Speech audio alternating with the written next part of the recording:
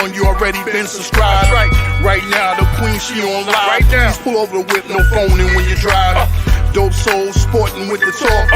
First lady from New York, Brooklyn. All my people, you rocking with the chat. Hit that. The like button would tell me where you at. You know, Step from the MBK. Born and raised up MBK. Hey, real lady where she holding it down. No matter way how you feel, she gon' greet you with a smile. Sister, you one of a kind. Yes. Sister, it's time you That's shine. Dope Soul. Where you at? Where you at? Dope Soul. Where you at? Where you at? Dope Soul. What? Dope Soul. What? Your soul. Where you at? Where you at?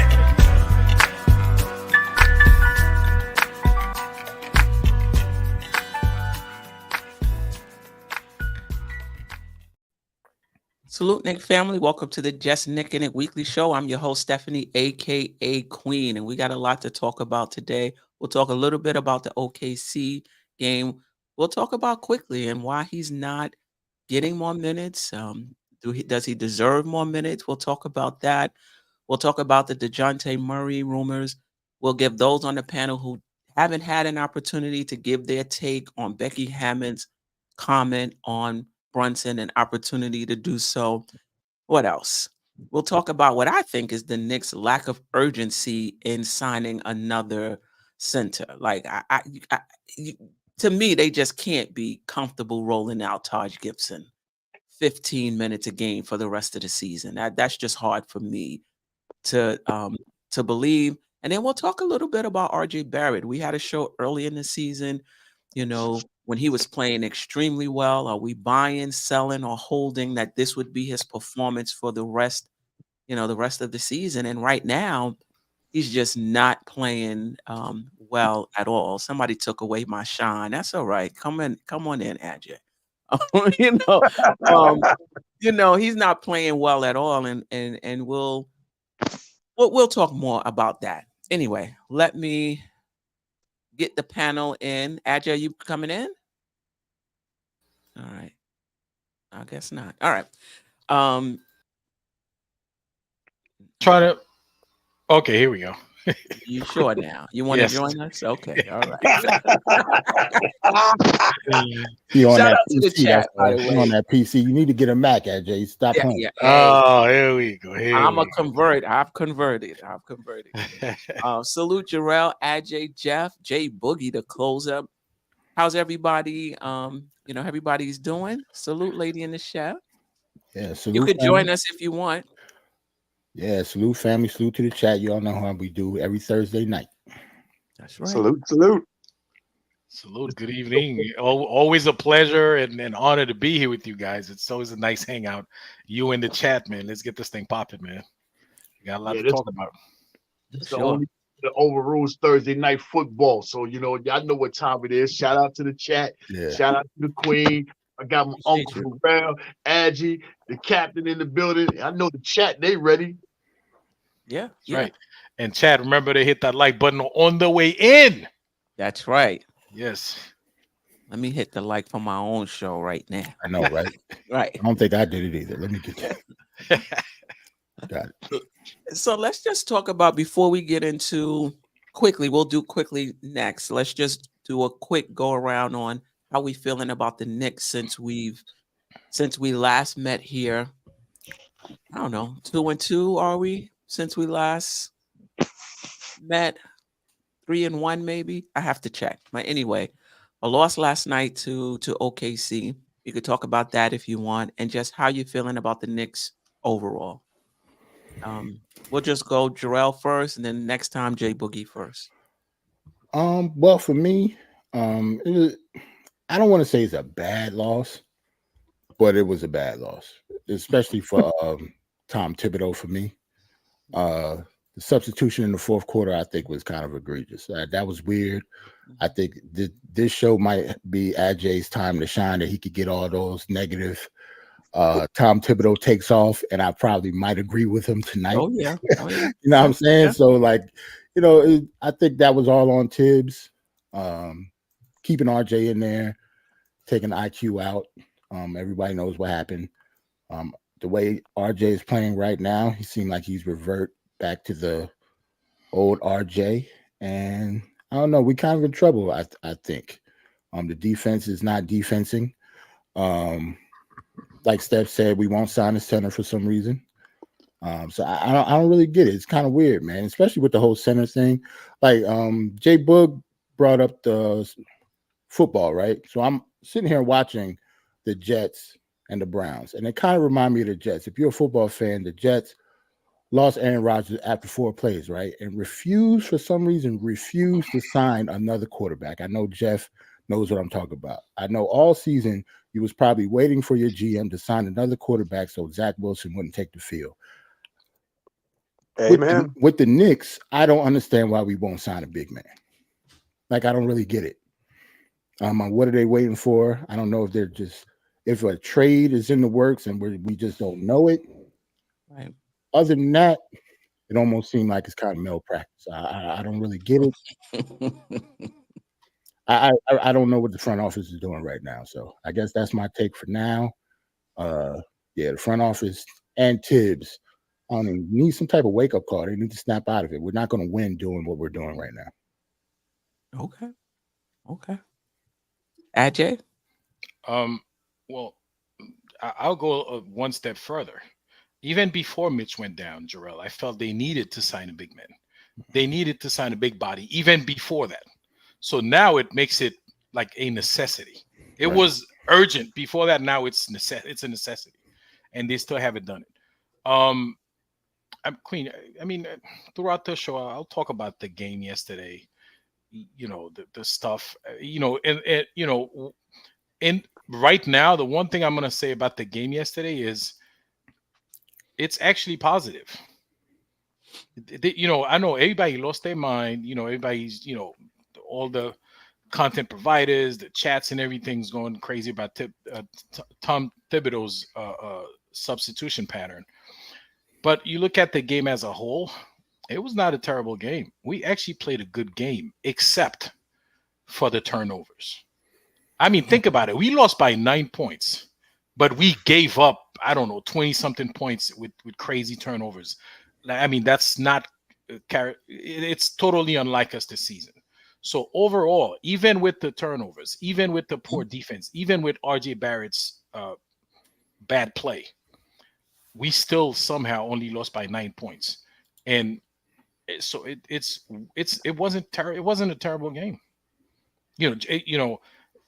Jalen Brunson had a normal game. Julius Randle had a normal game. It was kind of balanced. Of course, Emmanuel Quickley came in. He was on fire. I know that's what everybody's upset about. But when you look at the game as a whole, it was not terrible. It was not a terrible game. So I'm sure we'll talk more about that game anyway. So yeah. Shout out to CP, the artist. Appreciate you dropping by. CP. Geoff?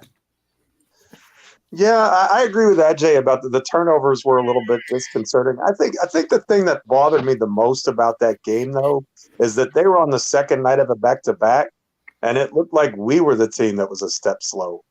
That was what really disturbed me. I mean, they had a game, they stomped Minnesota the night before, but you would figure having to play the top team in the West the night before, we should have had an edge, and then out the gate they made 6 out of their first 8 threes. There was no resistance from our defense for a long time, they finally missed some shots, but again, we gave up too many possessions on just brain dead turnovers. Like, not even it wasn't pressure defense or anything. It just throwing the ball away, and it's an 82 game season. You can't get too high over one win or too low over a loss. I get that. But so, it is what it is. There's no, OKC's a good team. They're a young I was about team, to say, so they're third in the West for a reason, and they're on the ascent, and they have all those draft picks and all those young players. Man alive, do they have a future ahead of them? I mean, you want to talk about a team that is primed to trade for a star? They have more assets than we do, Right. and so they have a lot going for them right now. And Shai Gilgeous-Alexander is terrific. So you just tip your cap to them. And these next couple games, this weekend's an important weekend. You know, if we drop both of these games, I'll be real disappointed. I think we need to come out and show and prove, and just play Knick basketball. I just didn't feel like that game didn't feel like a Knicks game to me. You know, with in so many ways. You know, and so that was my disappointment there. But again, you know, last year it was OKC at home that was the game that we were like, you know, we were ready to, you know, burn the building down at MSG last year after that game. And then they came back and they actually won in OKC last year. So, you know, you never can tell how it's going to go. It's a long season. If you told me 17-13 after 30 games and 4-3 in the stretch against quality opponents, I'm not gonna say boo about that. I think we're on the right track in general.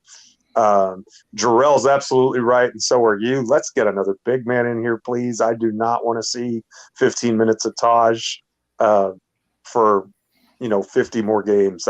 That's not. I don't think that's sustainable in the short run or the long run.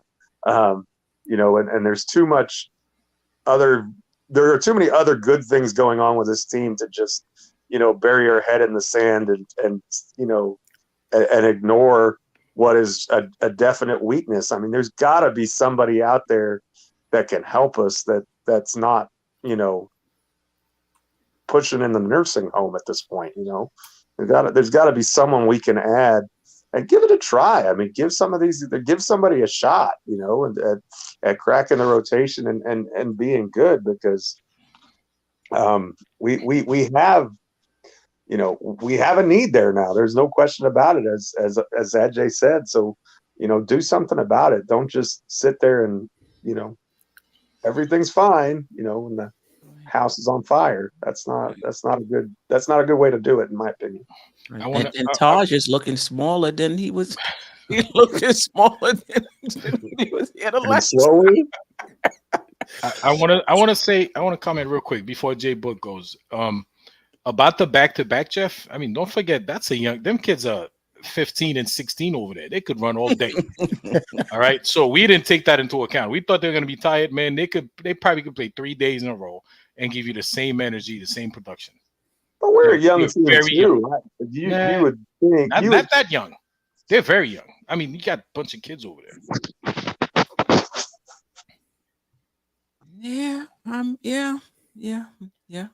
They are young. I mean, we're not old either. We're pretty young too, but I hear you. Oh, that's not what got J Book. Yeah, blessings, health, happiness to everybody, man. I hope everybody had a wonderful Christmas. I hope you enjoyed everything was going on inside your household. And if you had a chance to do something for somebody that was less able to do for themselves, that was an even more beautiful thing. God has a special plan for you. And shout out to the chat and everything. With that game yesterday, man, why is there no such thing as an almost loss, but it's almost wins that really stand out? What I mean by that, man, we were just in a position to almost win that game so many different times, and it seemed like we just couldn't get over the hump to do what we had to do. And it just was right there for the taking. Just a couple of miscues here and there, and a couple of moves that Tom could have done differently. We could have really smacked them guys and came out, starting off this road trip, on a real high. It came out there lackadaisical to me, like, they really left it on Christmas and left back in New York, like they still left part of their energy with playing Milwaukee and all that there. But you have to move on, man. This is the NBA. You have to be ready each and every night, no matter who you're playing. And being that game was over, you don't left the crib. You had time at the crib. You on the road. It's time to handle business and do what you're doing and get back, to winning games that are important. I know we know how to beat big boy teams, but that's another team right now that we could have just really made a jump for us in the league, and for what they be saying and how the media be looking at us and trying to twist us in all type of ways. But A lot of things went wrong in that game, man. I know Queen going to get to it later on, so I ain't going to talk about it till she break it. But y'all talking about, we need to get another big body. And I don't want nobody off no couch, you know what I'm saying? I don't want nobody that got to get in shape and all that. You see every time Taj fall down, you got other players from the other team running to pick up, you all right? You all right? You know, you got you. So I need somebody that's ready to play, ain't getting no playing time somewhere else, and they feel like they got somebody, got something ready to go. You know what I'm saying? Somebody like Mason Plumlee. I need somebody that's big and ready to go, athletic, ready to go right now. That's what I need. I don't need nobody coming off. We can't do insanity again all over. We're not going to find that type guy, man. But we sooner or later going to have to make a move. Until we do, then we still going to be dealing with the middle of the pack, barely moving up, and sometimes we looking back and might be potentially falling down. I want to get out that middle of the pack, man. We can make moves and get up further in this ranking up there, you know what I'm saying? But that's up to the office and it's up to the team on how they want to work. Queen, it's not Jay. It's Jay Boogie. It's not just you all right or you all right. It's like, are you all right, pops? Right. Are you all right, pops? Right. Like I fell down and said, Boogie, you all right? Yeah, break nothing. Yeah. Oh boy. Yeah. I mean, I 2 points for me. I was reading The Athletic, and they had asked Tom Thibodeau about the substitution, and he said he did it for length and size. And they pointed out in Milwaukee it was the same thing. IQ was 7 for 10, 20 something points, and I don't know, 22 minutes or something like that. And Tibbs pulled him for length for RJ, and RJ closed out the game and we won. And so he did the same thing this time. But what I'll say is RJ was playing much better in that Milwaukee game, albeit it was in the first half. So he put him back in for length. I mean, I get it, I understand it, but it's not something I would have done. Like I disagree. But as somebody in the chat said, the Knicks were down so many times. We was losing. We was down with IQ. But you really want to give yourself the best chance to win down the stretch. And I think Quickley, even though we would have gave up some size, would have gave us a better chance to win that game. But the main point I want to make is just in general. Listen, we're not a top-heavy team. We don't have Giannis and Dame. We don't have, and no disrespect to Brunson and Randall, who are growing in their roles as a duo and getting better, but they not those top dude. They not Booker and Durant. So for us, we have to rely on our number 3 guy, RJ Barrett. We have to rely on Quickley leading the bench. We've talked a lot about, the depth. Are we not top heavy, but we have the depth? But what's the sense of having the depth if that depth is not showing up for you game in and game out, particularly in the big games? So last night, Randall and Brunson had their usual game. They wasn't high level, but they were okay. Quick was good. You get RJ, you get somebody else, you win that game.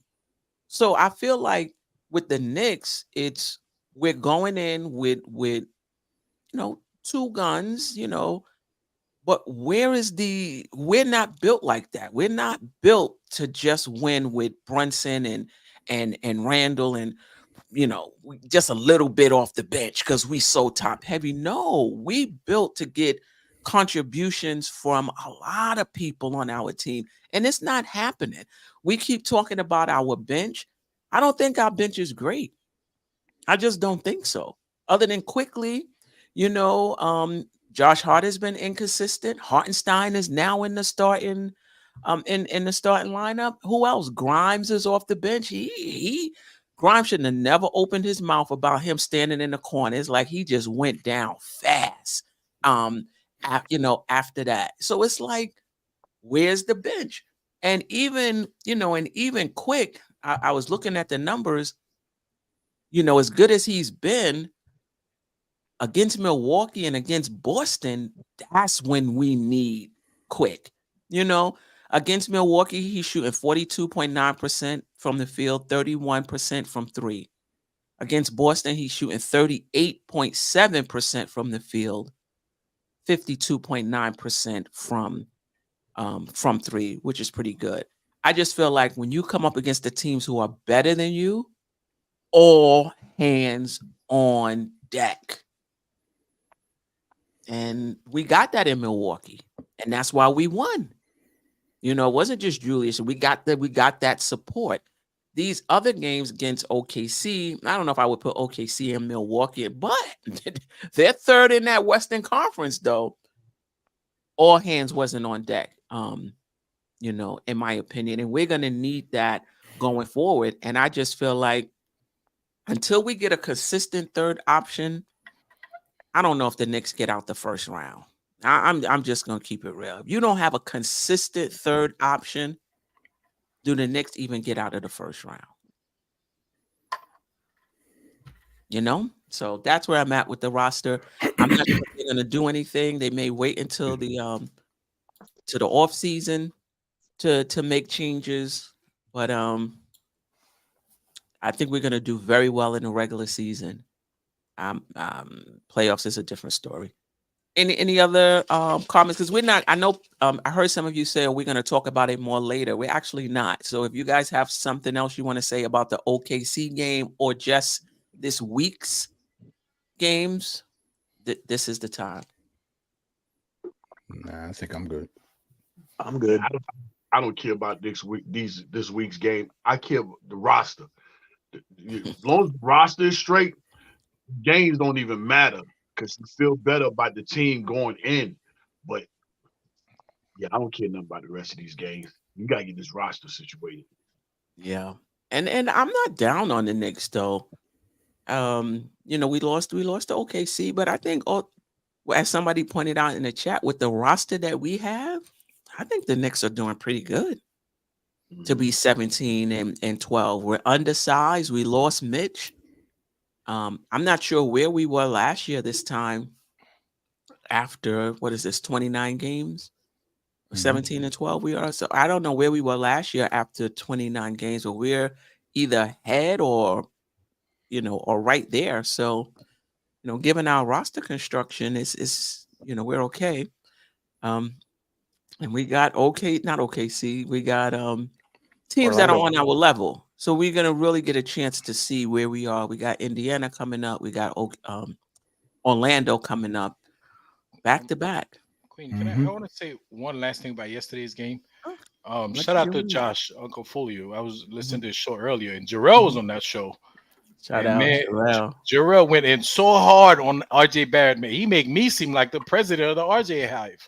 He went it. I was like, damn, Jerrell, easy, man. I was begging. I said, Jerrell, please, man, give the kid a break. If it was a fight, they'd have stopped it. Yeah, I think it's just, I don't know. When people just don't like to hear the truth when players are playing bad. That's all. Yeah. Kind of the same thing when I was talking about Sims a couple weeks ago. Like, these dudes ain't playing well. So if they're not playing well, it is what it is. Like, you were 100% right, my man. 100%. Like, listen, you have to look at it for what it is. You know. And the position that we're in right now doesn't make it okay. Right. You know, and that's what we don't need to do, because we're winning games and we in the middle of the pack. That doesn't make it okay for what the team is doing. You know, when you look back at last season, you want to be better than last season, but then you don't want to look back at last season twice and be like, at least we made it further than last year. You know, because then you can look back at third and say, oh, we ain't making as far as last year. So, you know, being where we at right now, it's not just okay. We got to get better.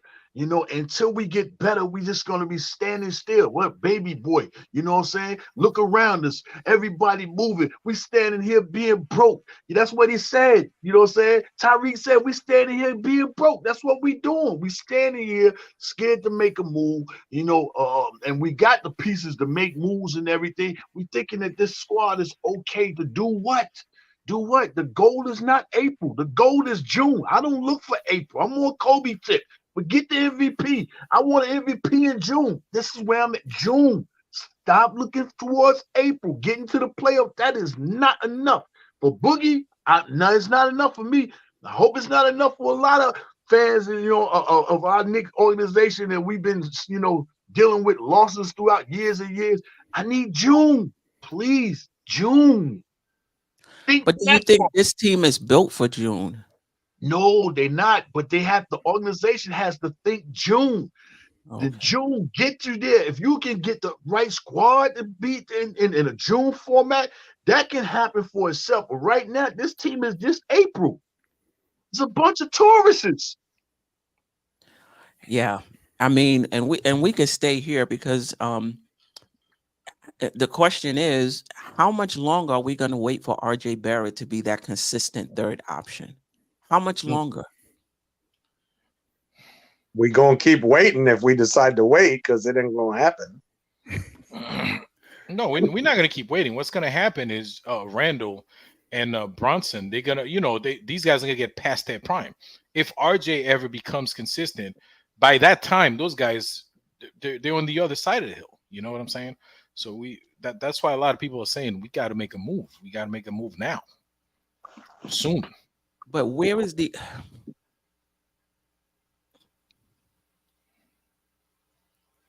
is RJ in that move though? Because in my opinion, with the money he's making, I think RJ should be with this new collective bargaining agreement. You can't be making more money than you contributing. And I'm not talking about points. I'm talking about timely shots. In that OKC game, RJ Barrett had some beautiful open shots that if he just knocked it down, would have got us back in that game, would have kept us in that game. And I'm not blaming it, all on RJ Barrett. But what I'm saying is you're the third option. So the expectation is you knock down these shots. Beautiful passes, open. And you out there calling for it like you just knocked down your last 5. And they doing like Derek Harper in that 1994 championship. Just keep giving it to him. Keep giving it to him, even though he 2 for 16, now 2 for 17. For those who remember the last time the Knicks was in the championship versus Houston, and Starks went 2 for 18. I just feel like if you're the third best player on this team, you knock those shots down. You knock those shots down, the Knicks get a win in OKC. It's not even the third best player on this team. What it is the third worst defensive player on the other team is checking you. That's even worse. The number 1 defensive player and the number 2 defensive player are assigned to Julius and Jalen with help of the third guy. So you're getting the worst of the crop. You're supposed to turn all the way up. You're supposed to cook. This dude, whoever's in front of you, it's free food. The menu should be wide open. Pause. It should be open for you, man. That's what gets me. You ain't got nobody in front of you that's a lockdown defender. You can do what you want. And when you get to the basket or whatever, you go into the hole. If it gets clogged up, you're supposed to easily be able to make a pass if somebody helps. But I don't know. But Jay Boog, and at some point, they had nobody checking him at all. They actually left him open.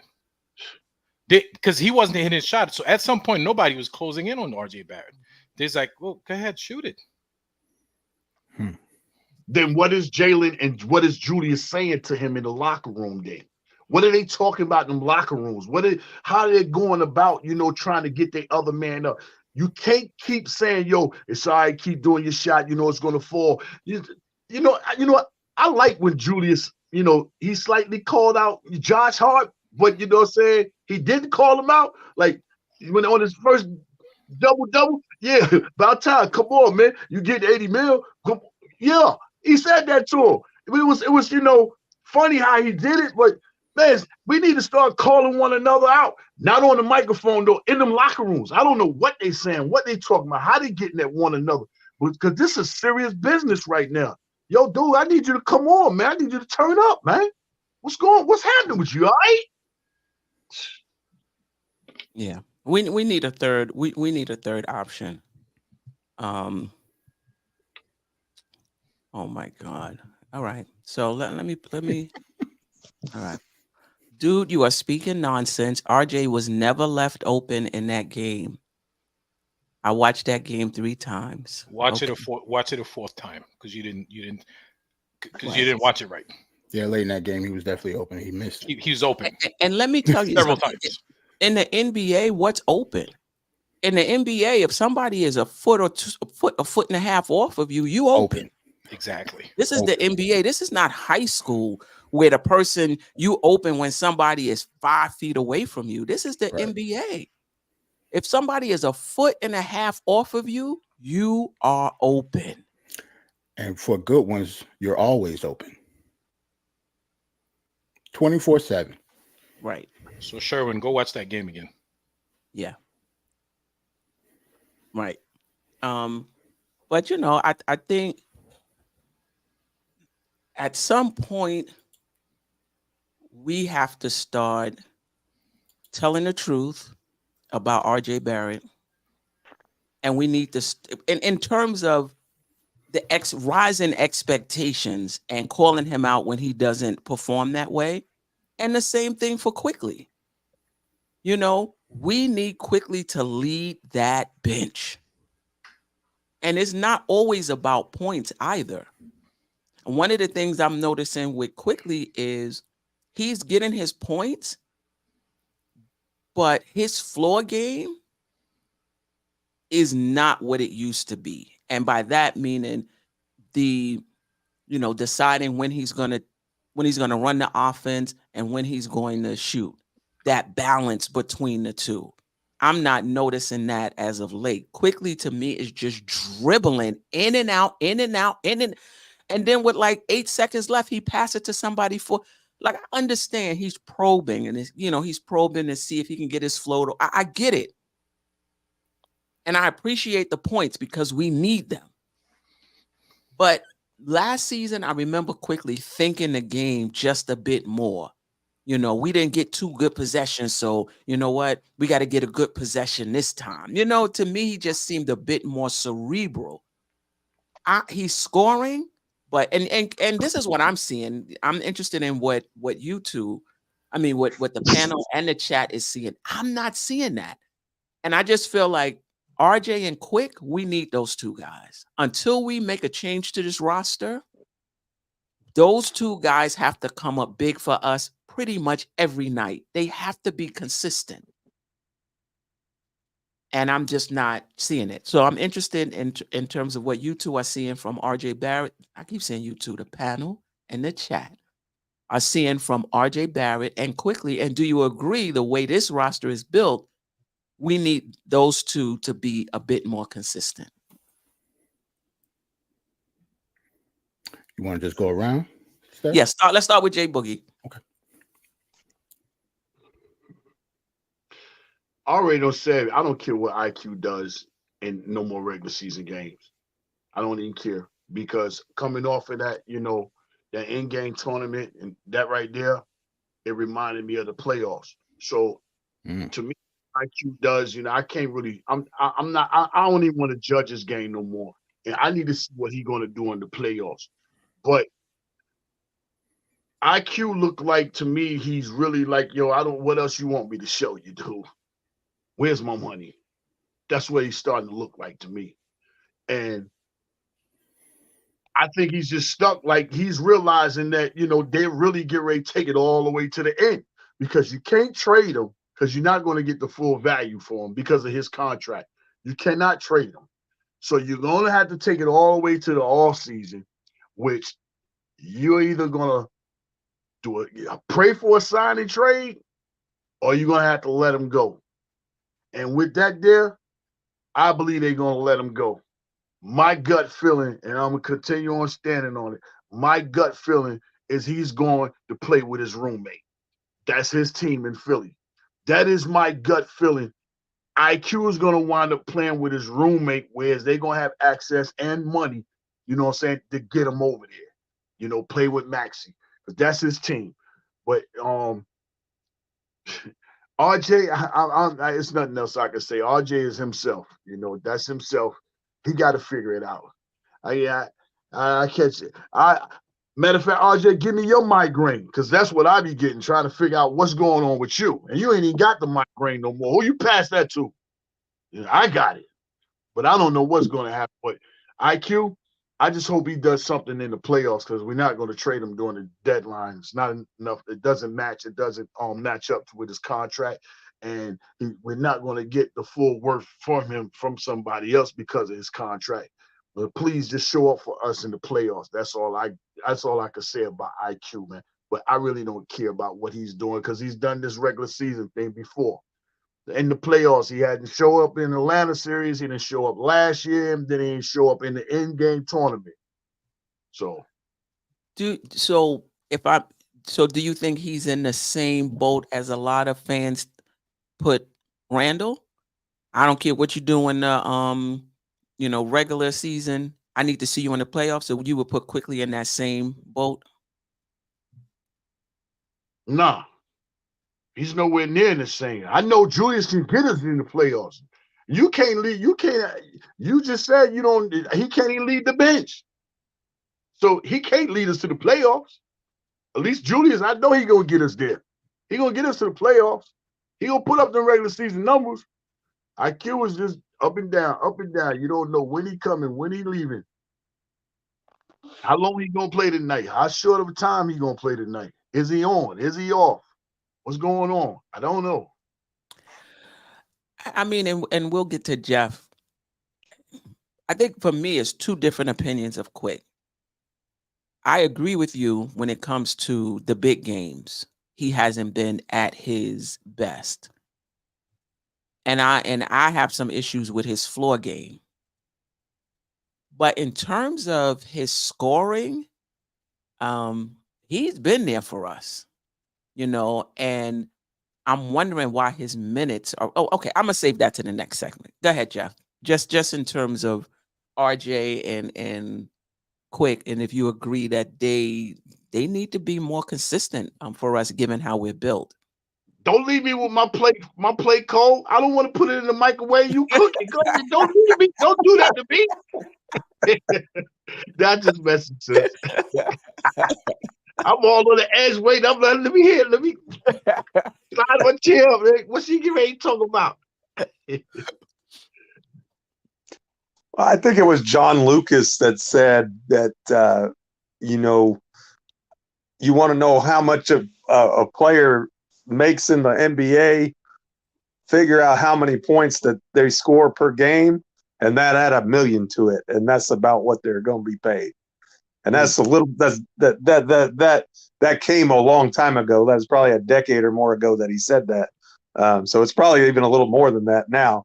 But point being, if you make averaging 15 points per game, you'll be making $15 million a year. And so I think you got Quickley over here wanting to get paid, and he's thinking, well, if I want to get 20 million a year, I need to be scoring 20 a game, or 15 a game, and so, I think that speaks to a little bit maybe of what's going on with what you're seeing on the court, Queen, because I tend to agree with you from that standpoint. But I also kind of think that just watching this team, it's better when Quickley's on the floor. I mean, even if he's not scoring, if he's not sharing the ball as much as we want, if it's a choice between Quickley and Barrett, yeah, I just think we're better than with Quickley on the floor. And so if that means less minutes for RJ, then I'm okay with it. I mean, the thing I've always said this year about RJ was that I want to see the defense consistently. And I knew the shot was going to come back down to earth because he was just really hot, and that's just not who he is. You don't go from being a well below average shooter to one of the best snipers in the league in one off season. That just doesn't happen. And so it was the other things, those ancillary things that I was really counting on from him for him to be a viable player, because I don't think he's a bad player.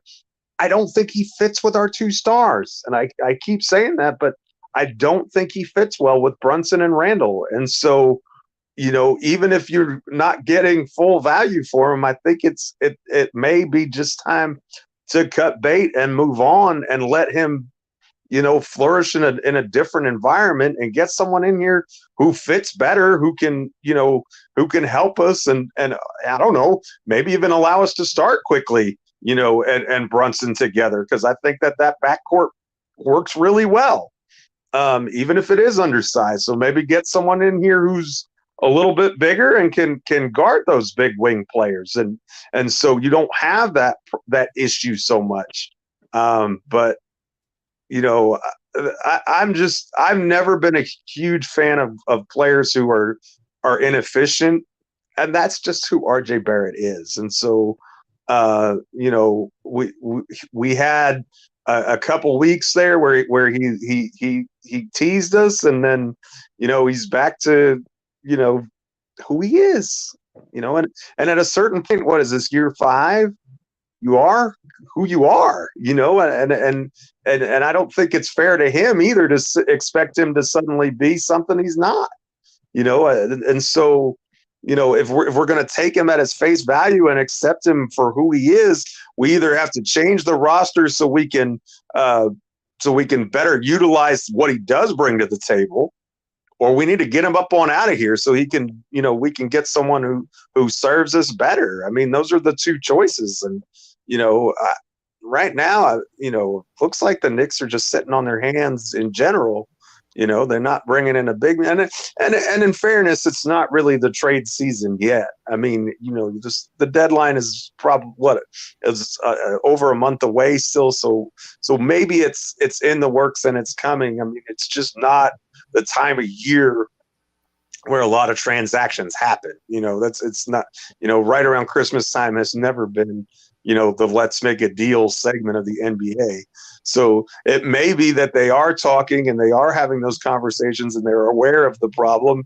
And it's just like, okay, we need to get through these next couple weeks or whatever it is, the best that we can. And then when the time is right, then we'll strike. But this front office has shown to be extraordinarily conservative in their decision making and what they do.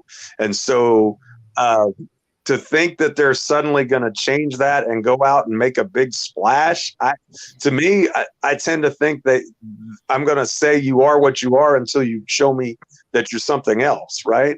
And so I think they're going to continue to be conservative. I think they're going to, and I'm not saying that that's the best thing or not the best thing. I'm just saying that I think that's kind of who they are.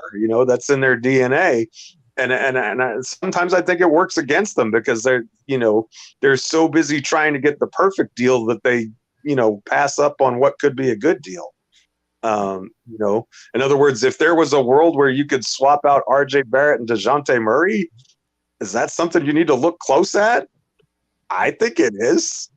And I don't mean to spoil that if that was another segment on the show, but I think that's something that you can take seriously. So, well, yeah. I'll save more thoughts on that, then pass it over to Ajay. But that's what I think about it. Let me read the super chat. Shout out to Morning Brew Sports Network, doing good things over there. If anybody in the chat, if you're not familiar with them, Monday, Wednesday, and Friday, if I'm not mistaken, let me know, Phil, if it's changed. 11 a.m. Queen Steph, salute Jerrell, salute, shout out to all. Appreciate you and the work you all are doing over there as well. Ajay? All right. So we're talking about IQ and RJ's consistency or inconsistency. Yeah, I mean, I think Quick is consistent unless it's like a big game. He's not shooting well, but other than that, he's pretty. For the most part, he's very consistent and he's very efficient. Because he'll come in. I mean, a lot of those games he scores like what I call a point a minute, which is amazing in the NBA. You know what I'm saying? I mean, that's super efficient right there. You on there 20 minutes or 22 minutes, you score 20 points. That is amazing. But a lot of people are calling for more minutes for IQ. I would like to see him get more minutes, but is that going to change? Is that going to affect his efficiency if he plays more? I mean, that's something we'd have to consider. I mean, I'm not saying it would or it wouldn't, but just food for thoughts. You know what I'm saying? Is that something like they put him, and that's something because I remember last season, I think Jalen Brunson was out a couple of games and he started for him and he played well in the games that he started. So, but again, that was only a few games. Can he do that throughout the course of a whole season? We don't know. But yes, he is consistent. He is efficient, and in my opinion, we need to try to give him more minutes and see what we can get. RJ, I feel like I'm repeating this like a million times. We're gonna have some stretch with RJ where we be like, damn, this kid could be an all-star. And we're gonna have stretches where we'd be like, well, why is he even in the NBA? Okay, this is how RJ functions. That's what he does. Okay, Queen, you remember that show we had, or we buy and sell it and holding? Yes. I was holding because I'm like, no, I've seen RJ had like half a season where he's ball like an all-star, and then boom, he disappears. He's done that. And, I've been watching this kid for like 5 years now. This is what he does. So unless RJ could give a couple of consistent seasons, you'd be like, okay, now he's a much better player. But until then, it's gonna be on and off, on and off. When he starts the game, he does this thing, but it doesn't work all the time. He's turning on the switch or turn off the switch, whatever he does, like that little thing he does. It's just it's whatever with him. I mean, we just, like you said, we have to come to the realization that we have to understand the player that he is and not expect and not think that he's going to be a number 3, a third overall pick that's going to be making the Hall of Fame. It's just right now, it doesn't seem like that's going to happen. Well, we know that. Well, that's what I'm saying. But you can't give up on expectations in a third option on the team. I mean, come on. Yeah. But let me give quick to your point. Quickley is averaging 24 minutes a game, right? That's down 6 minutes from last season. I think he was close to 30 last season, if I'm not mistaken. He's averaging 15 points, 2.6 rebounds, 2.5 assists. He's shooting 45.5% from the field, 39% from 3. That's above average for his position. And 87% from the free throw line. And I forgot who it was in the chat. Jerry Fitz. Shout out to him for joining us this evening. His overall plus minus on the season is 118. So, yes. So the thing with Quick for me, it's a little more nuanced. It's overall he's doing fine. Overall, he's playing super well for us. Overall, he's leading us on the bench. The two things I'm looking for is just better floor game and to show up in the playoffs and in the bigger against Boston and Milwaukee. That's it for Quick. Other than that, I think he's playing well for us, and you can argue he's the third best player on the team this season. And keep in mind too that because he did start so many games with Brunson being out last year, that inflates his minutes per game total from last year compared to from last year as well. So maybe what he's doing is in line with what he was doing. I don't know. I haven't studied the numbers enough, but it is possible that he's right about where he was last year when Brunson was playing. But I think he needs to play. I think he needs to play 30 minutes personally. Yeah, I agree. And if that means that, but this is the thing though. If he plays 30 minutes, that means somebody else isn't playing.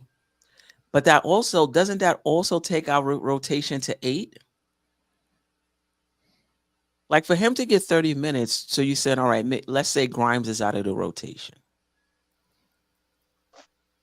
And you get his minutes. Well, he only needs 6 more minutes. So I guess Grimes can still play. How many minutes is Grimes averaging? It's just that if he gets 30 minutes, Grimes or DiVincenzo minutes is going to go down. I think they're all playing like 20-something minutes. So now you're talking about like 16 minutes a game. Anybody else thoughts on that? Quickly getting more minutes. I agree, even with the issues I'm having with his floor game. I still agree he should get more minutes. Well, I didn't Oh yes, go I ahead. didn't talk about IQ and RJ. Yes, go ahead. I think it's funny how we are talking about these two players. Because IQ, when it comes to him, I've always, since we signed Dante DiVincenzo, I always say he was IQ's replacement. Whether I wanted to agree with it or not is something different. I like IQ and I think he should be on the team. But as soon as we signed Dante and didn't sign him to the extension, the writing's on the wall. I think he's going to be gone, whether it's through trade or some other team snatches him up in the offseason. IQ is out of here. I think that's already sealed. I think the front office already knows it. Dante DiVincenzo already came to the team, leapfrogged him for a starting spot, and I don't think he's going to let that go this year or next year. So I think IQ is gone.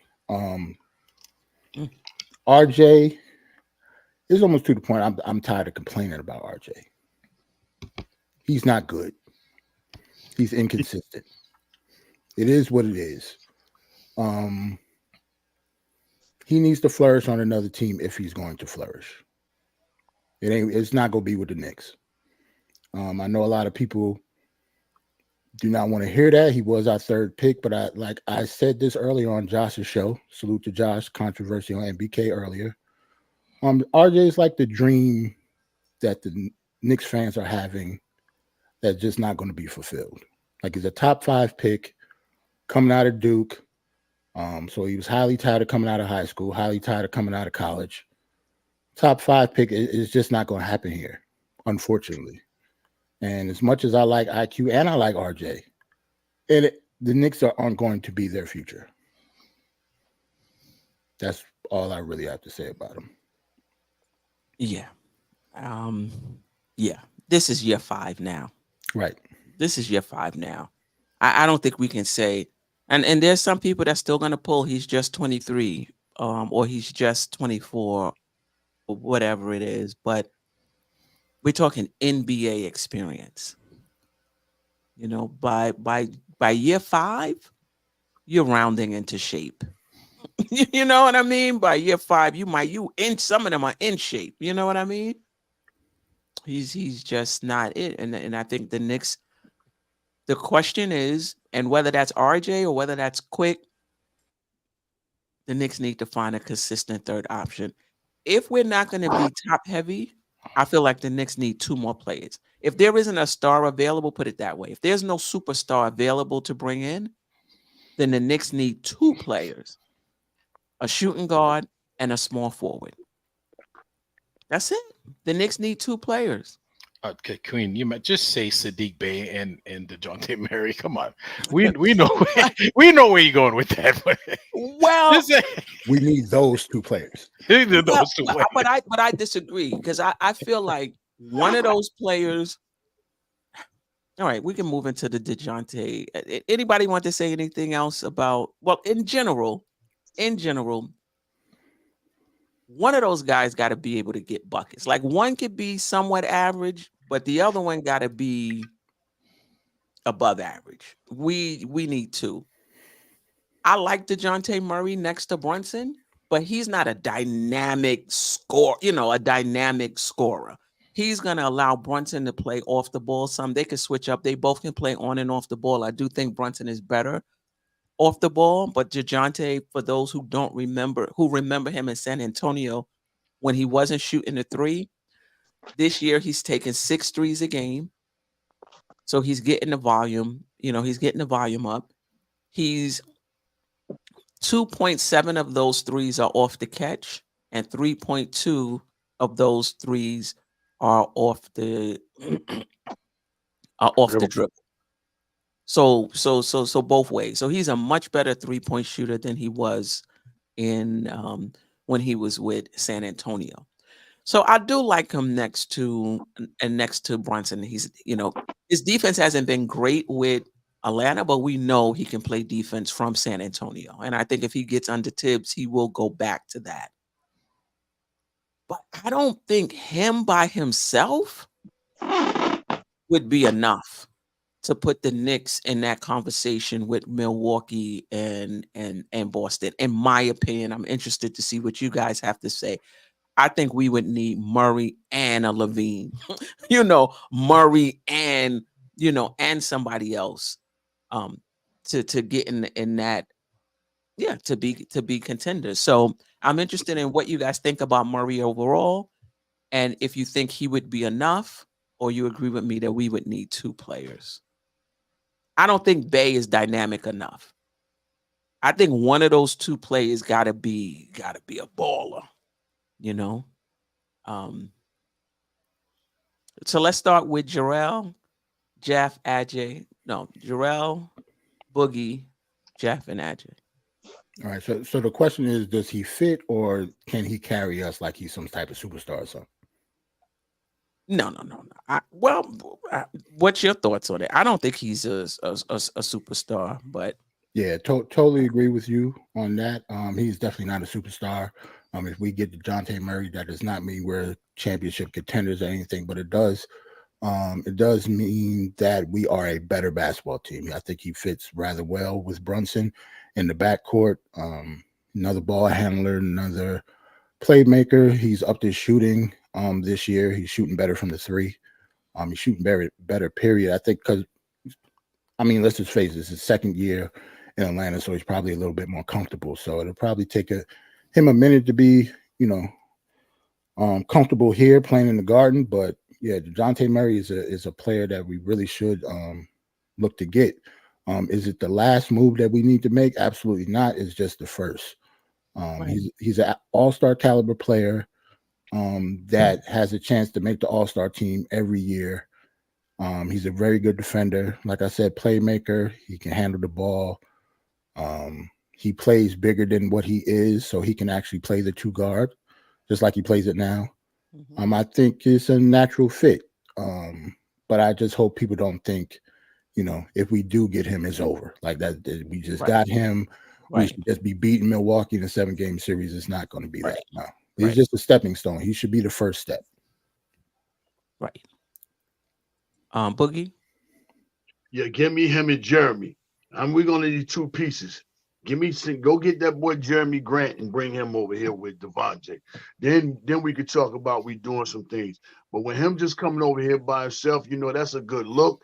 It helps establish the backcourt. It helps, as far as the age limit and everything, it helps Brunson be able to be off the ball. It helps, a lot more with our defense. He's an on-ball defensive player and everything. He can break you down really off the dribble and get to the rack. He can create. He can do so many things, but that he's not just going to be enough for us to take over the likes of Milwaukee or the likes of Boston. No, you're gonna need two solid pieces, to fit. You're gonna need a 2 and a 3. And if the 2 can be the point and Brunson can slide over, that's good because he's used to that. He done that with Luka. So, we're gonna need more than just him.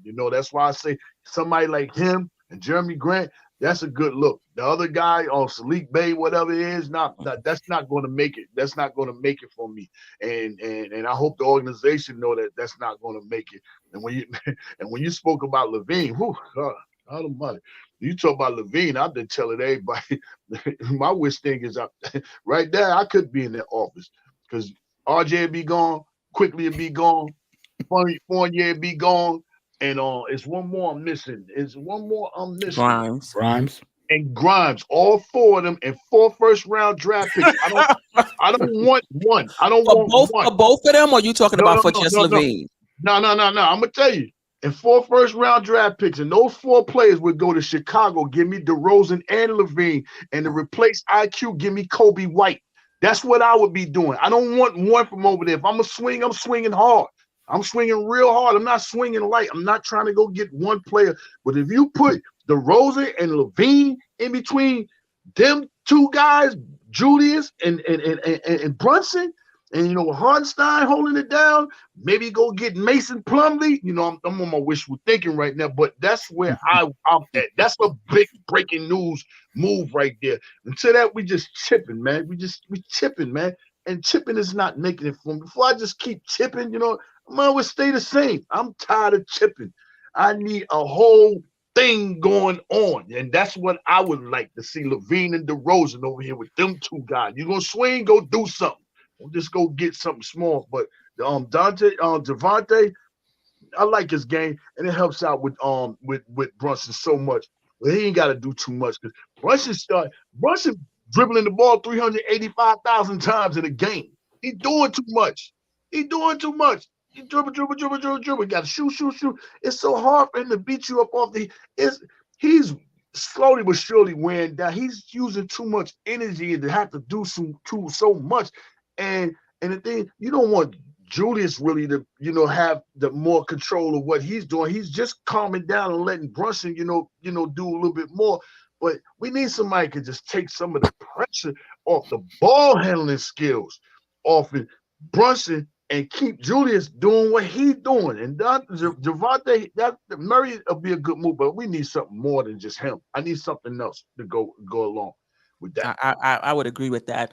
JJ, this is something I've been asking too. Do we have enough assets to make two big trades? This is the thing. We do. Jerrell is like, yes, because we would have to give up some of the players. So I think, the question is, we got enough draft assets. You got RJ Barrett, you got Quickley, you got Grimes, you got Fournier, you got McBride, you got Sims. So yeah, the Knicks have enough assets to make two. But this is the thing though. How much are they asking for Dejounte Murray? Because they gave up for Atlanta to get him. They gave up 2 unprotected first-round picks, 1 protected first-round pick, and a pick swap.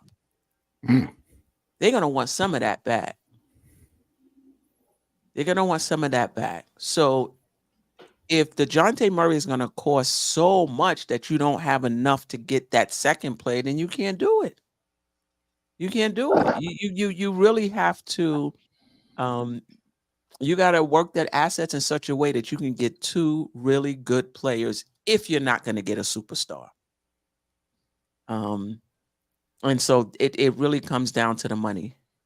But I would prefer Dejounte and Levine over DeRozan and Levine. I just feel like because of Dejounte Murray's potential defense, though he's not great in Atlanta right now. But in terms of that killer instinct, that's DeRozan. That, having somebody else you can go to down the stretch other than Brunson, it would be DeRozan because he closes out games for Chicago. Hey, it's funny. It's funny. Like when I was at the Knicks Atlanta game, and Murray felt so bad about the last time we beat him, right? And he walking through. I told him, I said, "Hey, yo, how would you be doing right now if you was over there with that #1 pick?" He was like, "Woo, God Almighty, woo." He looked at me like I was saying something there, but yeah, I don't think he wants to continue on being in Atlanta. I don't. I think they tried it. It ain't working out. I don't know what it is. That's old boy squad over there. I think he wants his own. He want to be able to lead something. But I think he'll fit a whole lot better over here than what he would be in Atlanta because they starting to try to figure out really who they are. They don't lost their identity. They lost their way a little bit along the way. But with us, he'll be a big help piece, man. But like you said, if it's gonna cost way more to go get him, and we can't do something else, man, then right. Yeah, correct. We need to. Shout out to Paris. There are only 7 superstars in the NBA. Exactly. So that's the point. So if the Knicks can't get one of those, then the next step, I think, is to go get 2 really good players. And I'm not ready to give up on, but I don't think Brunson has hit his ceiling either. So I think he's still, his trajectory is up. But for right now, we need 2 more. We need 2 more players, in my opinion. Geoff, did you speak on this?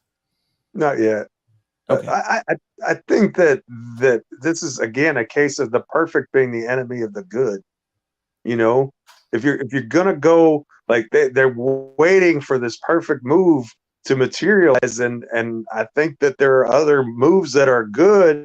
You're trying to get from point A to point C, in one step. Well, sometimes maybe you have to take two. Maybe let's go from point A to point B first, and then have that other, like, even if Murray doesn't make us a contender right away, Murray's 27 years old, same as Brunson, right about the same age as Randall. Now you're getting a little bit more experience, a more reliable player than anybody that we have at the 2 spot right now. He takes pressure off of Brunson because he can help share the load in a way that some of these other guys can't. And so you have, you have a bunch of good steps in the right direction, even if you don't have the whole picture yet, even if you don't have the superstar that you're after, whoever it is that they desire, whether it be Embiid or whoever who may not ever become available, and even so, like, you're telling me that if you're gonna make a big time trade, that Dejounte Murray couldn't be one of the pieces going out in that deal? He would be better than anybody else we would send out in that deal other than Brunson or Randall. Right, exactly. So, that don't let the perfect be the enemy of the good, right? So if we have an opportunity to improve our ball club, now I don't want to give up 4 first-round picks and a bunch of players for Dejounte Murray, because I don't think he's that good. But if you can get Murray and get him in the door, and it costs you maybe 2 of your rotation players and a couple of draft picks, then you have enough to make the next move. And the other thing is, we have a logjam of 2s as it is, right? So if we can make a 2-for-1 swap and clear that up, that helps with our rotation minutes. Like, we can't right now. We have trouble because we can't get enough minutes for Quickley and RJ and Grimes. Like, Grimes is he's getting Obi Toppin minutes right now, isn't he? Like since he moved to the bench, is he getting more than 12 or 14 minutes a game? And I'm not saying he deserves it. I'm just saying he's becoming almost situational, and I'm not saying that's right or wrong. I'm just saying that there's a logjam there. So if you're sending out 2, let's just say Quickley and well, let's say Barrett and Grimes, just for the sake of the argument, and we can, so if you're getting rid of Barrett and Grimes, that means you can just slide one player into those 2 spots. That gives up more time for DiVincenzo, more time for Quickley, and more time for and the same amount of time for Dejounte, who's worthy of starters minutes.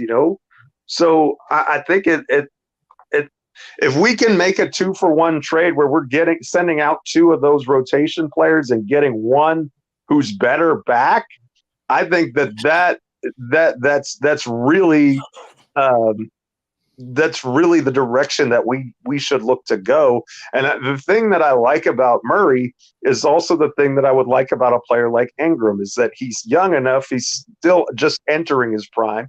That's the real thing I have against a guy like DeRozan or Paul George, who are good, who are really good players, but they're at the end of their prime, whereas Murray is kind of on Brunson's timeline, and that's something that I like. If you're going to, not that everybody has to be on the same time, that's not what I'm saying, but you have a longer period of time where you think that they can be a good player. So that's an asset that's going to keep its value longer, as opposed to a player like DeRozan in 2 years, that ship probably sailed at that point, and you're not going to get anything else out of that. Murray still has another contract probably left in him somewhere. So if it doesn't work out like it did in Atlanta, you could certainly get something for him and move him along with some of our other assets. I don't think it would be, he's definitely not going to be like an Evan Fournier situation where we're paying him $20 million to sit on the bench. He's valuable, and he's going to be valuable, and he's going to be a player that some team if he doesn't work out for whatever reason, or we want to make a different move, go in a different direction, he's a player that you can trade because he's good, and so I just think that our front office is super conservative, and it's almost like they're afraid to make a mistake. Right. You know what I mean? I think that there's this, we don't, the Knicks got burned in the past with, we did stupid things in the past, so we don't want to do stupid things in the present or in the future. So we're not going to do anything, which can be stupid too, right? But it's not like, we gave up 3 first-round picks for this guy who's trash, or so I think that our front office is almost overly sensitive to that, and I think it's affected to the way that they do business. Yeah, yeah. That's not their history though. That's the Knicks' history. That's not their actual history. Right. Shout out to Wiz. So what he's saying is Dejounte for 28 IQ and 2 picks, and marketing for RJ Grimes plus 3 picks. I like marketing, but do you think marketing is? So you got marketing Grant playing to with marketing Randall. because defensively, I think he's better. Marketing is better defensively. I said I think Grant is better defensively than marketing. So if we're gonna, I'm just my preference. But marketing's a terrific player, very, very good offensive player. But I don't know. Yeah, because he would have to play the 3. So I'm not sure where we would be defensively with him at the 3, Randall at the 4, Brunson at the 1, Hartenstein at the. My goodness, at least for this season, if it was to happen. But what I do like, and shout out to Wiz, what I do like is putting IQ and RJ in separate trades. For the 2 players that I believe we need. So I do like that, because if you put them in, both of them in one trade, and that player is not a superstar, who's headlining the next? Who's headlining the next trade? Yeah. Nick Nation, he's one of the Knicks fans who doesn't feel the Knicks need a change. Put in the chat whether you think the Knicks need a change or not, but he doesn't think the Knicks need to change the team. He feels we need players to create more advantages than disadvantages. Murray would help ball handling, and Bay would help RJ. Josh Hart and Randall. Hart played 34 minutes with 4 points. Yeah, this is what I'm saying. Listen, you ain't have to come scratch the wound with Hart. He's another one. We're not top heavy, so we need Hart every game. Now, obviously, with Hart, it's not going to show up in stats all the time, but yeah. Anyway, don't get me started. As far as that's concerned, anybody else didn't comment on? Did AJ go? No, I didn't go, but I'm not. You guys pretty much said everything, but I want to talk on a comment. Shout out to the X Production who's asking what I've been asking, and I'm gonna add one more. Can you highlight it? Do you see it? Yeah, it's still in front of me. Okay. Am I the only one who knows this? Like, am I the only one who've heard this? That Zach LaVine does not want to come play for the Knicks? Like, what are we talking about? Well, I heard I heard Clutch Sports say that they don't want him to play for the Knicks. But LaVine said he didn't want to play for the Knicks. That's what it's been. Unless he didn't say that, and that's not true. But we're over here discussing, Zach LaVine and this and that. But word is he doesn't want to be here. And the other thing, I think you already touched up on it, is like, so why would Atlanta give up Dejounte Murray? Like, are they trying to come off of his contract? You say, would they give him up? Yes, they're shop. From what I understand, they're shopping him. They really believe in Jalen Johnson. Okay. And the Trae Young, Dejounte Murray pairing hasn't worked. Okay. Right. I mean, that's just the fact of the matter. You know, and Young is their guy. So they're, you know, if the Young and Murray pairing's not working and Young is your guy, that puts Murray into the available category. Odd man now. And the third thing is, oh, by the way, the Dejounte Murray is also Clutch Sports. Mm-hmm. Yeah, well, that's what's been going around. That Clutch Sports prefers not to do. I don't know how true this is. Prefer not to do business with CAA. They don't really have a well, not with CAA, with the Knicks front office because of the Knicks front office. But that's CAA. Yeah, because of CAA, it's not. Yeah, the Knicks front office that's is CAA. why. No, they used to work for CAA. You know? Do you know? I think we don't have a lot of CAA players. You know that, right? But they prefer the Knicks. Leon Rose used to be with CAA. Right. He was. He used to be. He was CAA. I and used to work. Rich Paul used to work with them. But Clutch Sports still sees the Knicks as CAA, and he would prefer not to work with them. That's the reports. Is that the reason why they you know, as I think yesterday or earlier today, one of these within the last 48 hours is out that they're thinking about him and Leon is supposed to be sitting down and talking. Okay.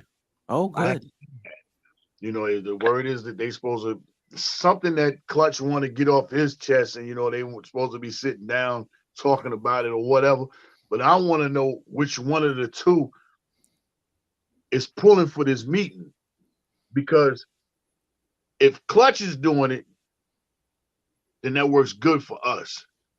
You know what I'm saying? Okay, Leon can go in and you know and listen and be the peacemaker. But if it's Leon calling for it, then it looks like you're chasing. So to me, sometimes you got to. They need to figure that out. I would like to see that because for real, man, too much of the agents, you're having too much to say about, you know, the next man's position. If that guy is okay with playing with whatever organization that's asking or wanting him, your next job is to get the money.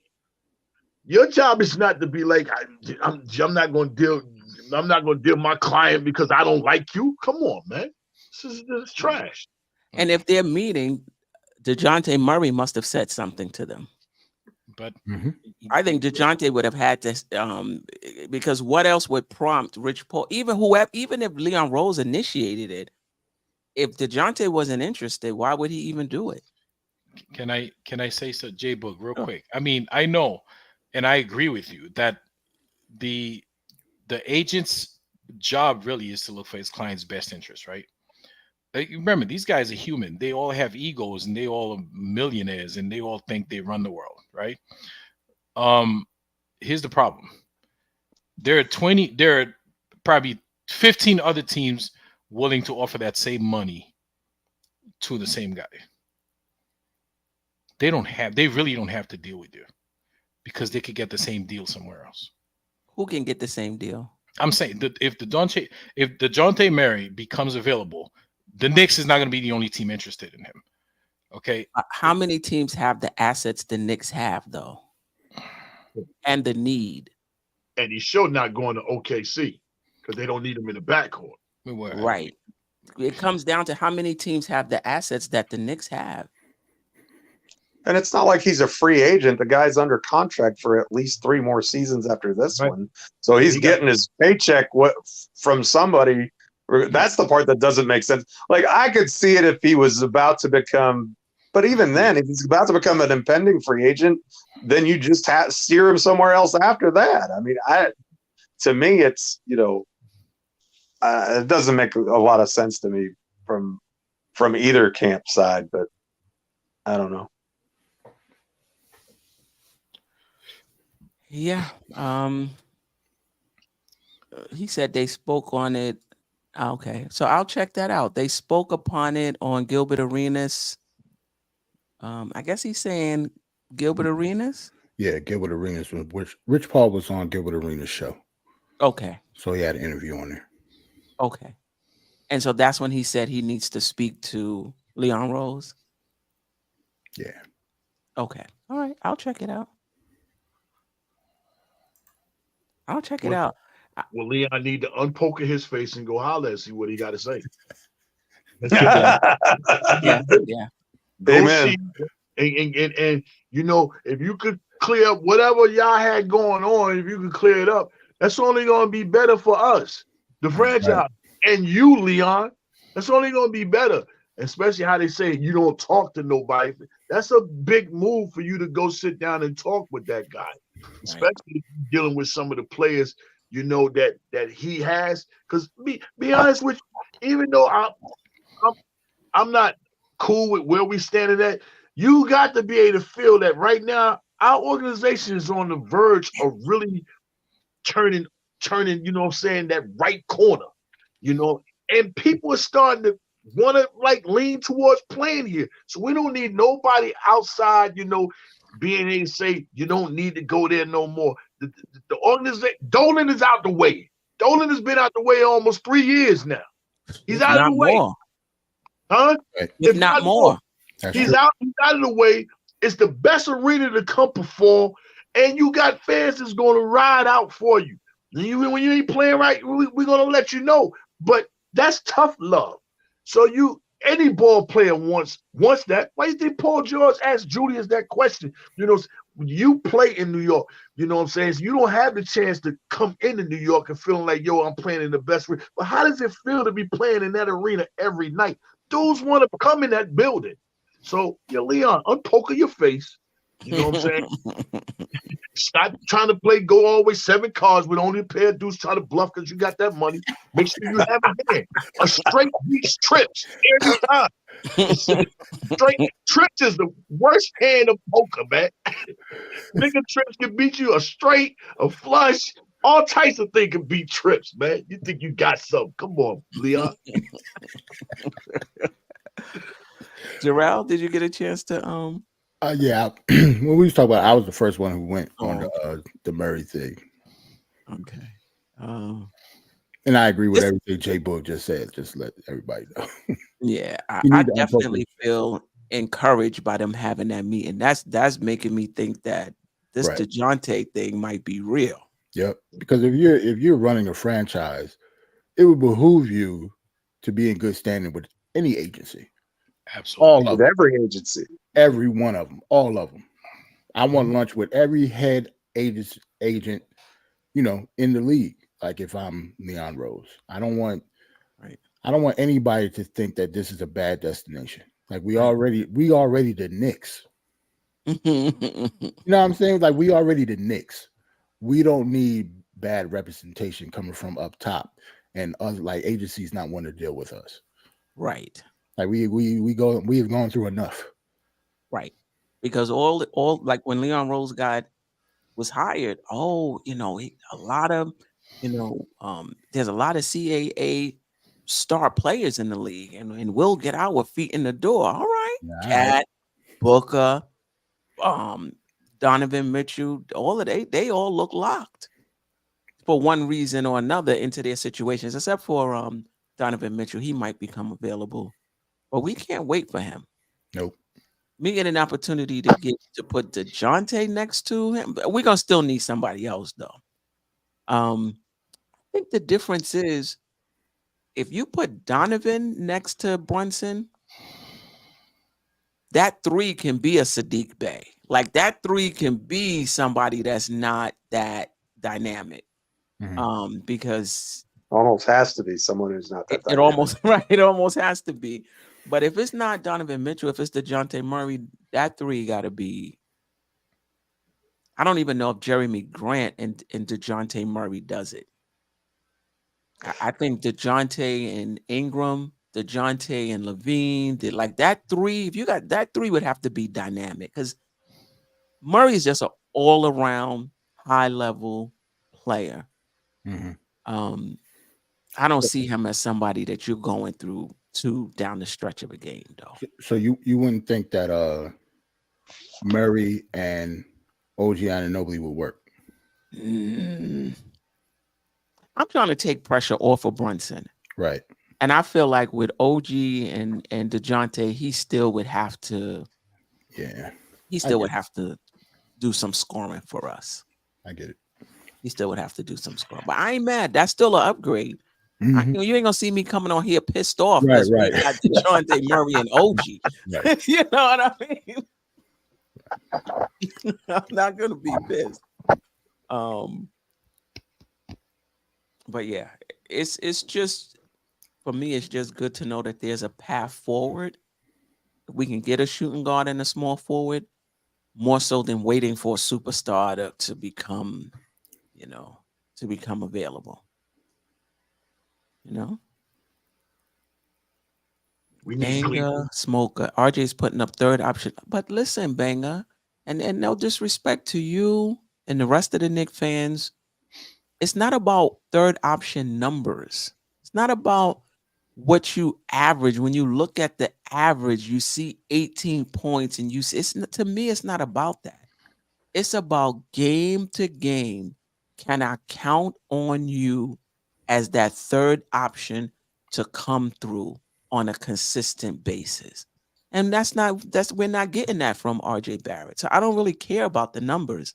I care about those open shots you got last night against OKC. If you would have knocked them down, we would have had a better chance to win that game. That's what I care about. RJ Barrett is a career 42% field goal shooter. Yes, I'm mad. Yeah. If So it's not about the number. When are you getting those numbers? And no And how disrespect many to you. shots I does it appreciate take you to rocking get with those? us. Right. Say that again, Geoff. How many shots does it take to get those numbers too? In other words, if I can get someone that doesn't require that much usage and could get the same amount of points, sign me up for that. I mean, that's the thing. RJ, yeah, he can get 18 points on 16 shots. That ain't it. When he's getting to the line, at least that's something. But he's, because he's been shooting well from the free throw line. But if you're shooting 42% from the field, that's a problem. Yeah. Yeah. I hear you, Margaret Edwards. Appreciate you rocking with us. Knicks don't need Donovan Mitchell. He's too small. Knicks are already small. But you got to reshape the roster. That's the thing. Yeah, he doesn't play small. But I think that's something as Knicks fans we have to keep in mind. Any player can work depending on how you reshape the rest of the roster. So you can get away with Brunson and Donovan. It just depends on what the rest of the starting lineup looks like. But if it's going to stay the way it is right now, you definitely have a valid point. Definitely have a valid point, but it doesn't have to stay that way. Same thing with Mitchell Robinson and Hartenstein. If we went with Hartenstein over Mitchell Robinson, it can work, but you would have to reshape the roster. So anything can work. Any player can work. What are you doing with the rest of the roster? And that's what good front offices do. This guy's not a good defender. Who can I put around him? Right. This guy is not a good passer. Maybe I should take him off the ball and bring in somebody that's on the ball. Like Allen Iverson dominated the ball. We got to bring Eric Snow in here. Make sure somebody else can get just a little feel of it, So that's what good front offices do. You figure out who your best players are and you shape the roster around them to make it work and give you the best chance to win. I know one thing. If we can't put Spider and Brunson in the backcourt together, I don't want to ever hear nobody say anything about playing IQ and Brunson as starters. That's true, too. I don't want to hear that. Because you're talking about a straight killer.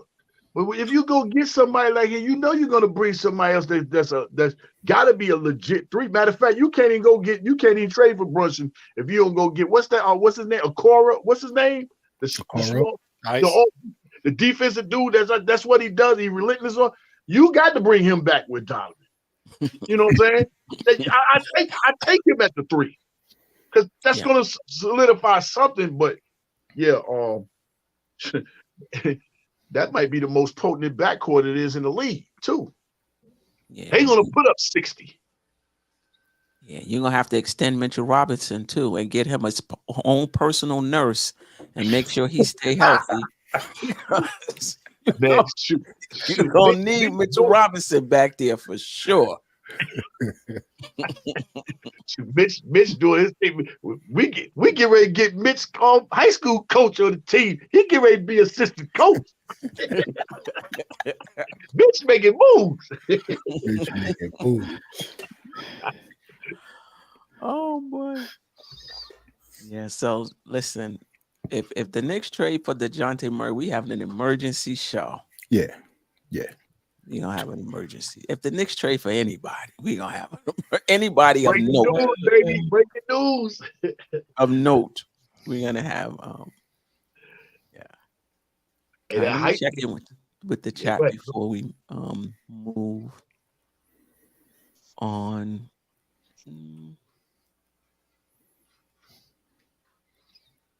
He said if we Greedy Grizz, appreciate you rocking with us.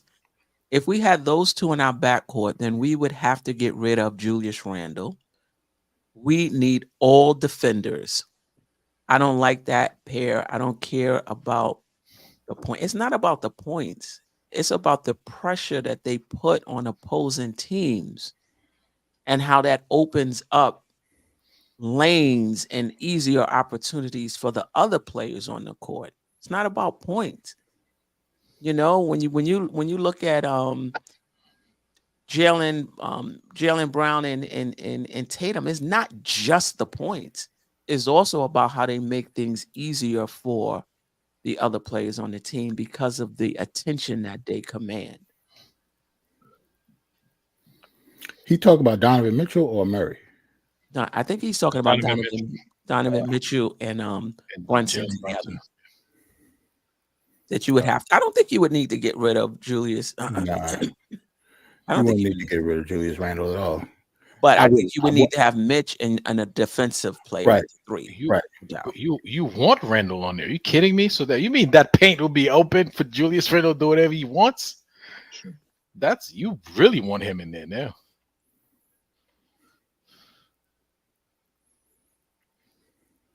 I They like make it tough to lock down. I'll tell you that. You can't.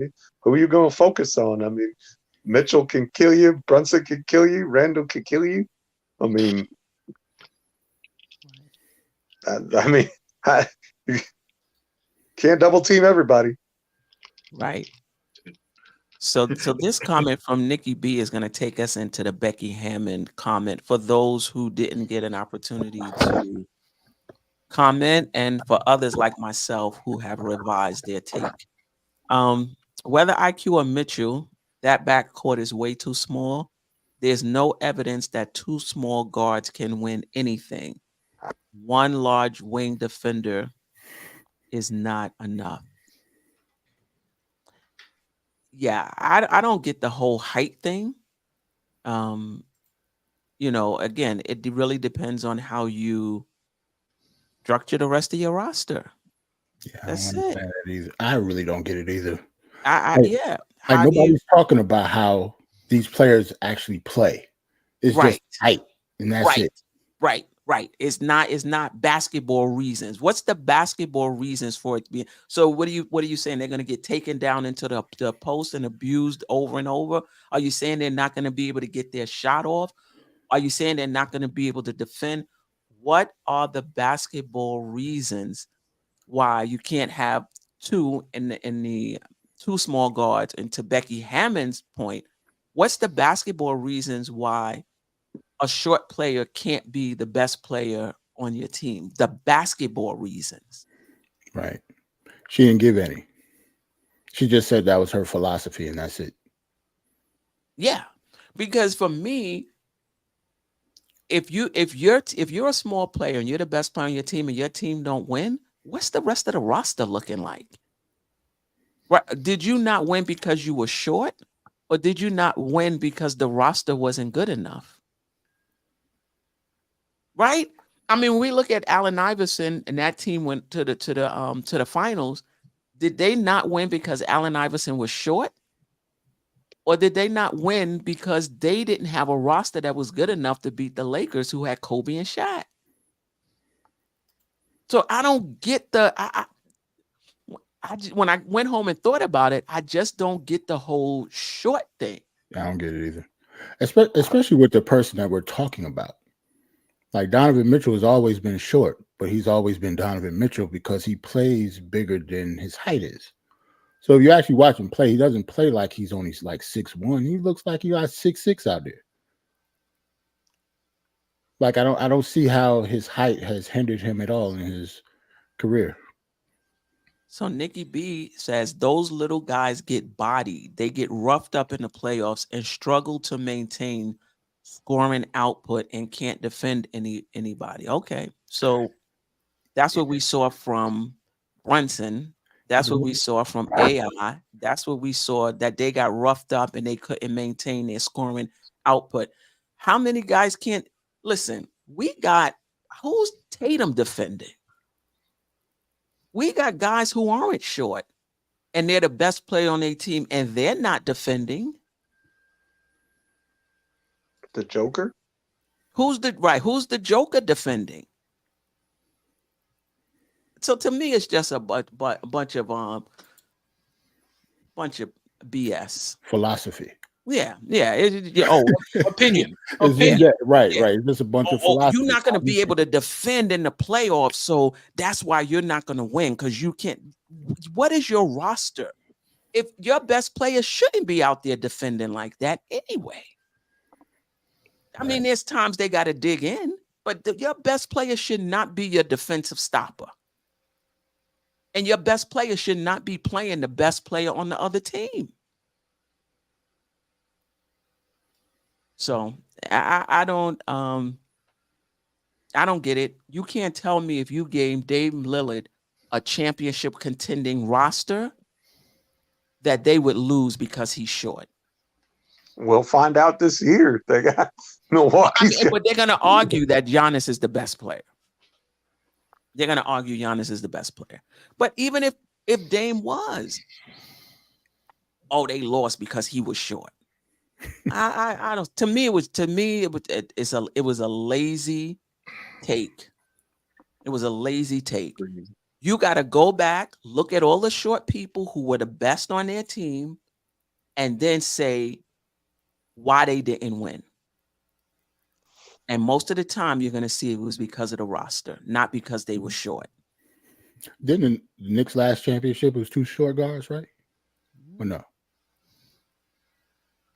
It was Clyde and Frazier. Clyde and Pearl. Clyde And Pearl. I mean, I guess they would argue that Willis Reed was the best player on that team. But what? Clyde could defend anybody though. I don't care how tall he was.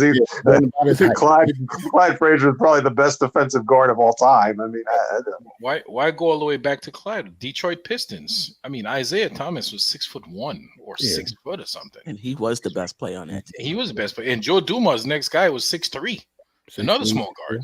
Yeah, like it's happened. It's actually happened multiple times, but I don't know, just philosophy people go by because that's what they see. They think their 2 guard has to be like Michael Jordan, has to be 6'6" and above. And like Queen said, the roster was built for those guys, right? You had Lemby, who was like a brick wall back there. Right. Dennis Rodman. Dennis Rodman, Sally. I mean, you had Rick Mahorn. Yeah. Another brick wall. Like, right. Like a Mack so truck. If you have 2 small guards, just have the Mack trucks in behind them. Yeah. That's how you construct a roster. Yeah, you couldn't have RJ Barrett alongside those 2. No. It just depends on what you're going to do with the guys that you have on your roster. You got to build it right, and they got to be surrounded and correctly for them to go far. You know what I'm saying? Because when I heard it, the first thing that popped in my mind, I thought of Tiny Archibald when he won the championship. You know what I'm saying? And he was the lead guard, making everything click. You know what I'm saying? And even though the Spurs had, Tim Duncan, Tony Parker, you know what I'm saying, was a monster over there. So that's, those guys had the right pieces put around them, you know what I'm saying? But for you just to come out and just take shots, talking about this guy is too small when he just come off and putting up 50, 31, and 38.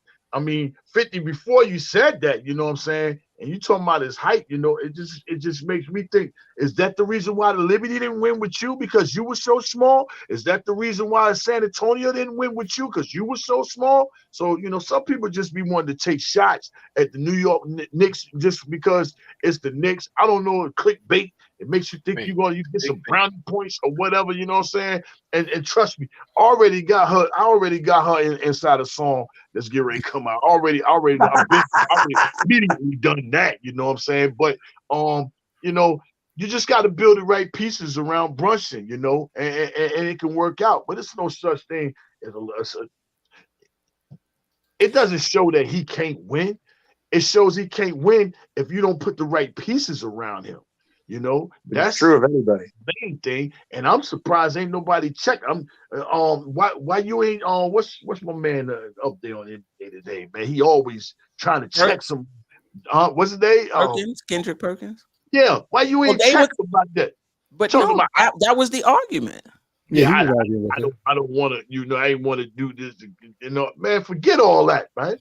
Forget all that, man. Should have went upside a noggin. Right. Straight up there. What you talking about? Small people in here and say, I had Rondo. He's a point guard, even though he was built with the right pieces. Small guard. It can be done, man.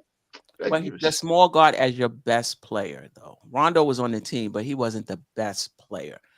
I disagree with that. I think like we're saying, if they don't win, you can't just attribute it to height. Like, what did the roster look like? But the other point she said was that the Knicks don't have a 1A player. So it was two comments, really. What your thoughts on that?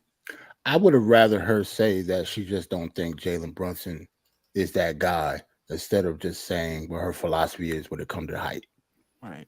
I would have rather her just take it all the way personal and say, I don't believe that he's the number one or he's the number one. Right. It doesn't have anything to do with his height. Right. But Jerrell, well, she did kind of say that though. She said he's not the dude. He's not that guy. But when they asked her why, what did she say? Oh, okay. You mean yeah. Like that was the only thing she put to the table because of his height. That was it. Right. I'd rather her would have said, I don't think he's the number one. Right. And when they said why, he said, I just don't think he's good enough. Right. I'd rather her say that because that actually makes more sense because she has entitled her to her opinion when it comes to that. Right. But once you start putting height into it, and I don't know, it gets weird. Yeah, because there's no basketball reason for it. Maybe she could have backed it up with a basketball reason. Right. I don't think a single basketball player would have looked at Allen Iverson and said he can't be the best player on our team. That makes absolutely no sense. And he was about 5'10" and a half, maybe.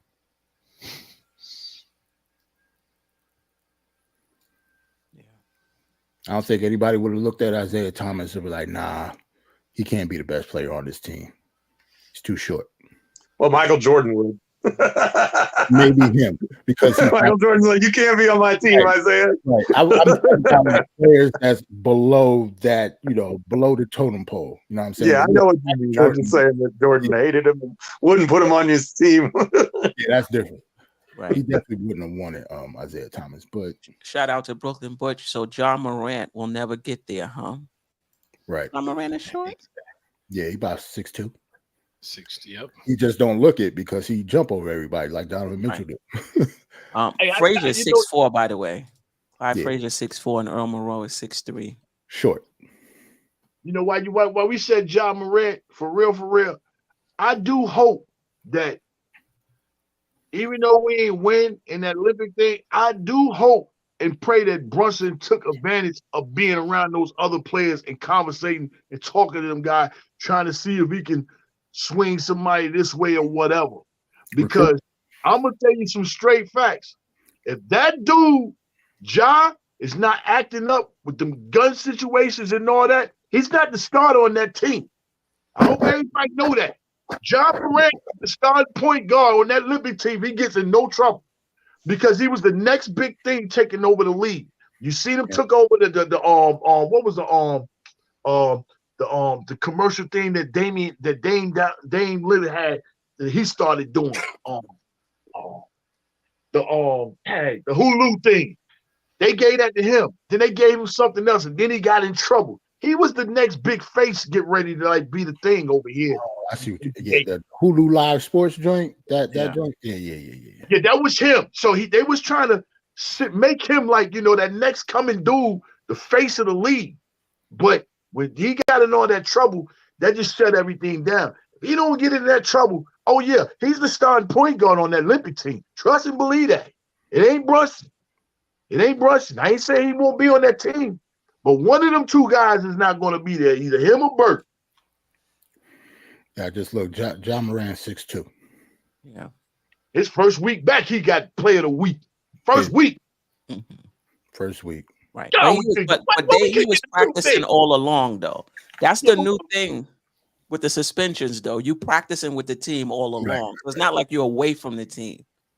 Yeah, but Steph, you play ball too. That practicing has nothing to do with that game time. That game time ball is a different speed. Practicing and chasing that ball in a real live game up and down, that's different. From just practicing. He put up 30 his first game back. And I ain't talking about a toothpick. I just wish we could have got the number 2 pick. We still probably wouldn't have picked him. Nope, probably wouldn't have. Probably would have picked RJ anyway. Anyway. Oh, come on now. What happened? Stevie, I can tell. I mean, come on now that we would have picked RJ anyway. We might have. It's the Knicks front office, man. Yeah, I wouldn't. We might have picked RJ anyway.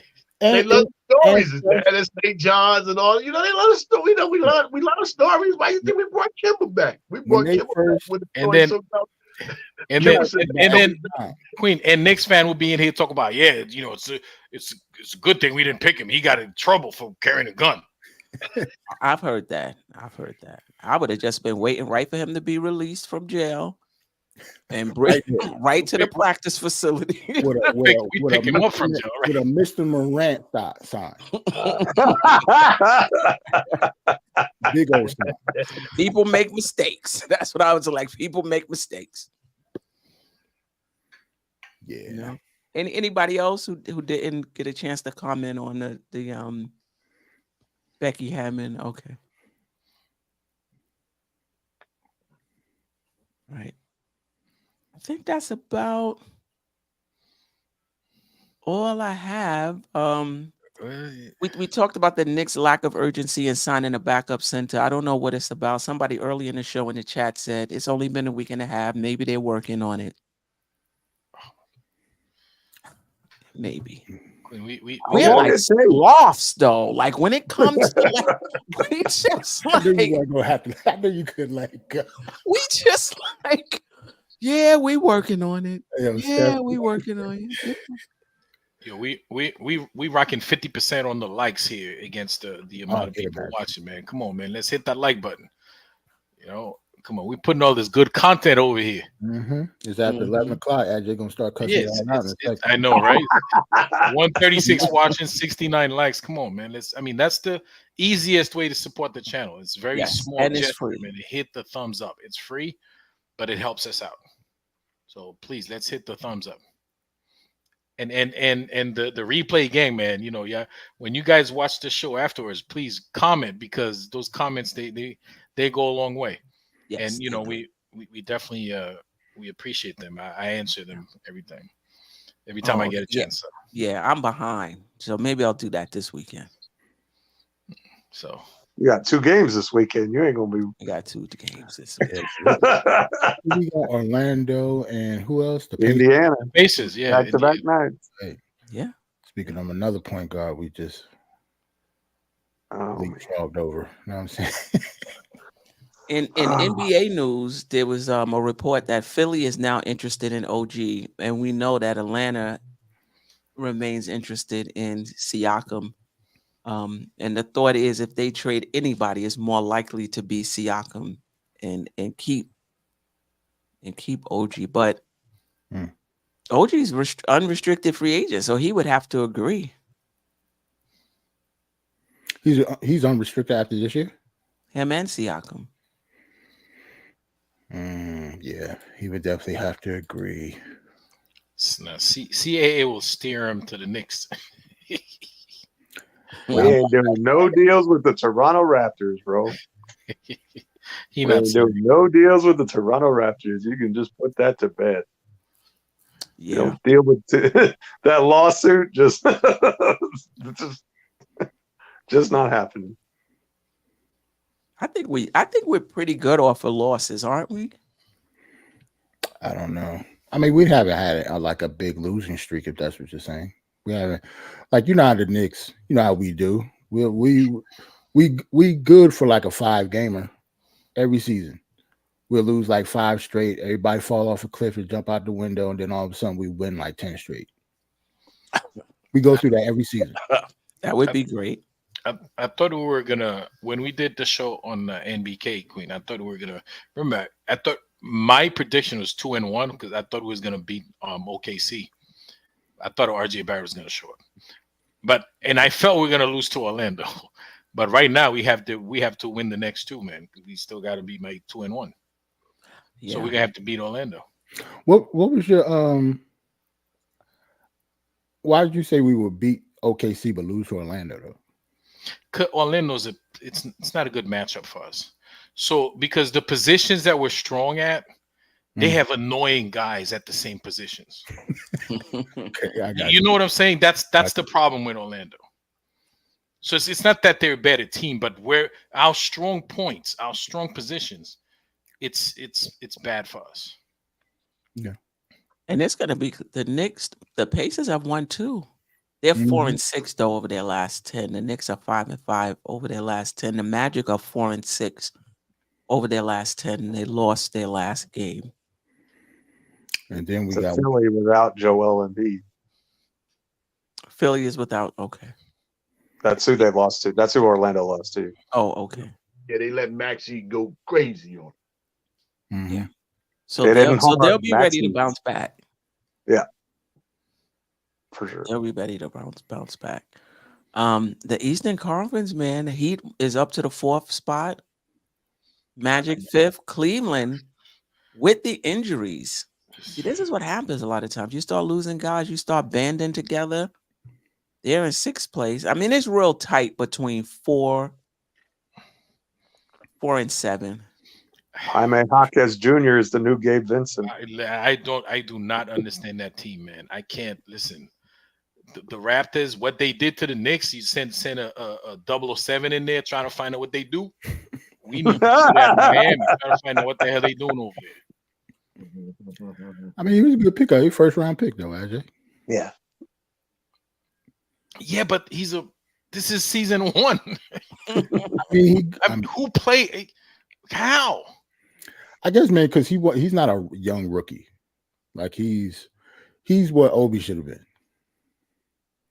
Like a seasoned college dude that come into the league, and it shouldn't take him 2 or 3 years to adjust to the league. Yeah, but Jerrell, it took him like 2-3 games. That's what I'm saying. That's what I'm trying to tell you, man. It just doesn't happen. True. Heat culture. Yeah, that's what they'll tell you. Shoot, one of they dudes, the young dude that they got the year before, is the one that I'm waiting on, and he hasn't done anything yet. Jokic.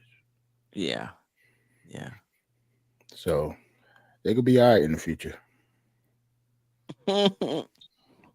Paris is in the chat, or he was in the chat. I don't know if he left. Anyone heard from Paris since Obi lost his starting job? I'm starting to worry.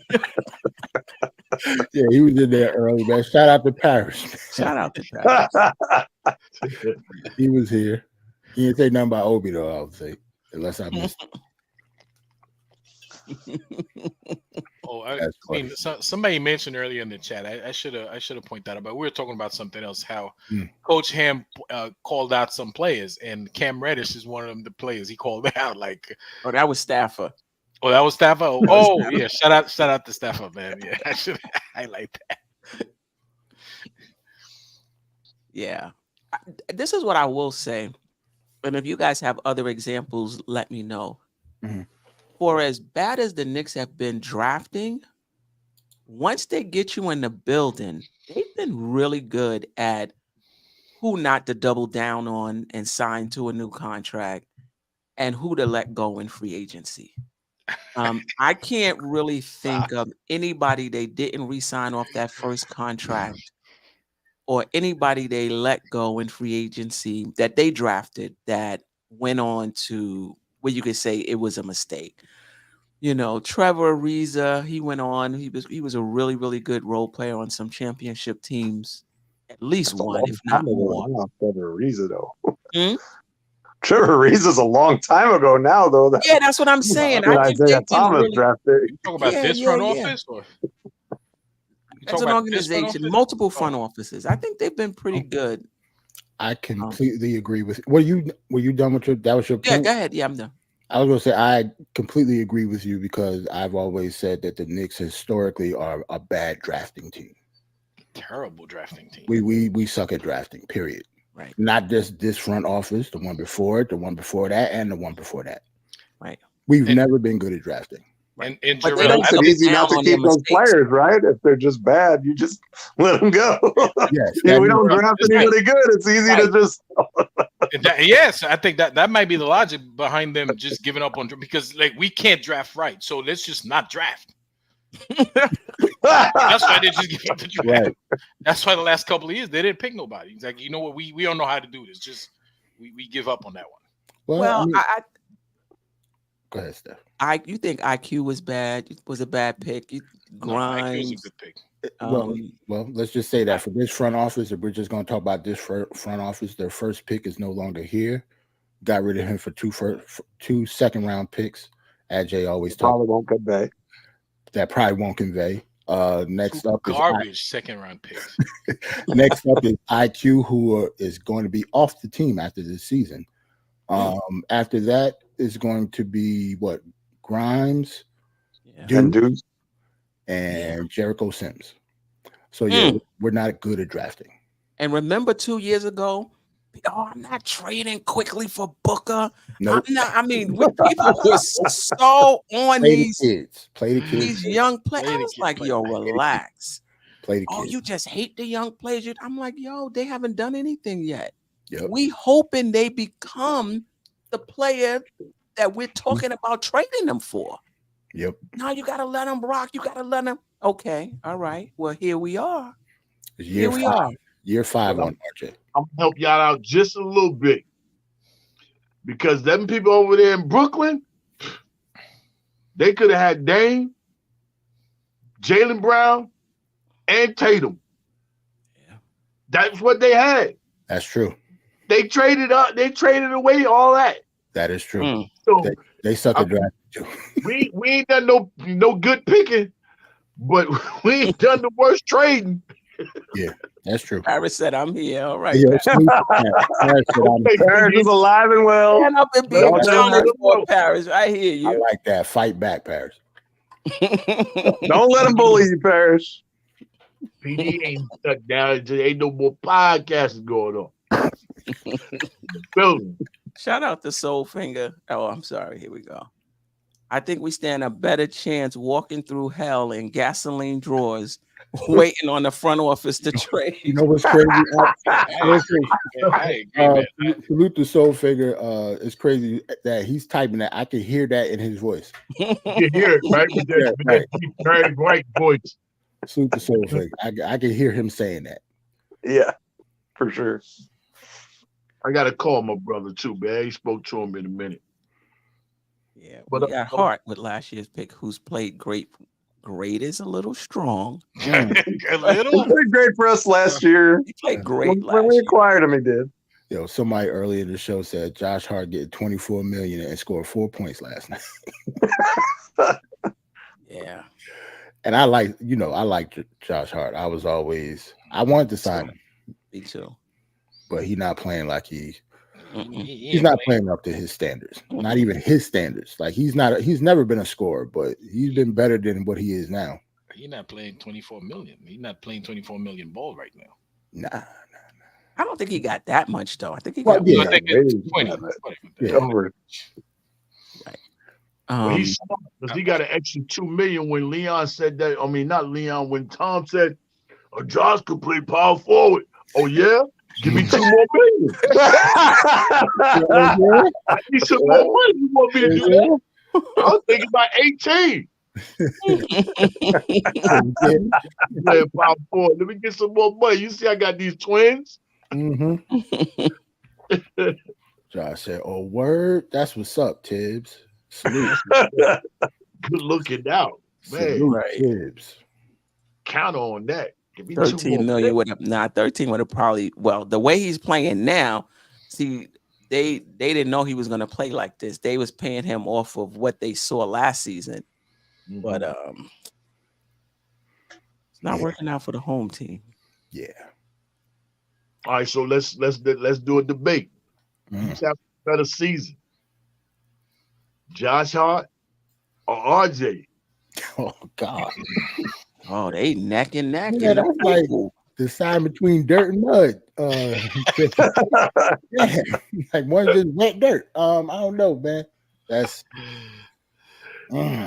I say a poke in the eye or a shot to the stomach. That's what at a gut. You're gonna get one of them though. Yeah, I'd pick RJ just because ain't no good answer though. Neither one of them has played well. Well, you pick RJ playing better? Yeah, because at least he had like a good RJ was playing. You know, people was buying him in the stock. You know what I'm saying? Like he was playing well. Like I could see why people were buying into RJ in the beginning of the season. Yeah, he was playing pretty well. But I lost all my money though. Yeah, you know what I'm saying? Like you just bet on Bitcoin all of a sudden. Yeah, you should have bet on red that time. Bet on black and you know, crapped out. Oh man, it is what it is. But Josh Hart hasn't played well all season though. Yeah, he hasn't looked the same. Yeah, since the summer. Yeah, I don't know. I don't think it's just a position change, right? No, I don't think it's just him. It might be him. It might be family life. You remember Randall didn't play well after he had that season. He had a baby. Right. So, you know, his wife show you right there. Yeah. Okay, I'm gonna predict what some comments tomorrow from the replay game. Oh my God, it's hard to listen to this show with all the RJ hate. From everyone that we listen to it. We don't like nobody, AJ. Yeah, we don't like nobody. We hate every player that puts on. Yeah. RJ playing like he hate himself. Nick Nation said, RJ by far, when everyone was playing bad, RJ held us down. That's true. At the beginning of the season. Definitely RJ by far. I mean, RJ can put up some points.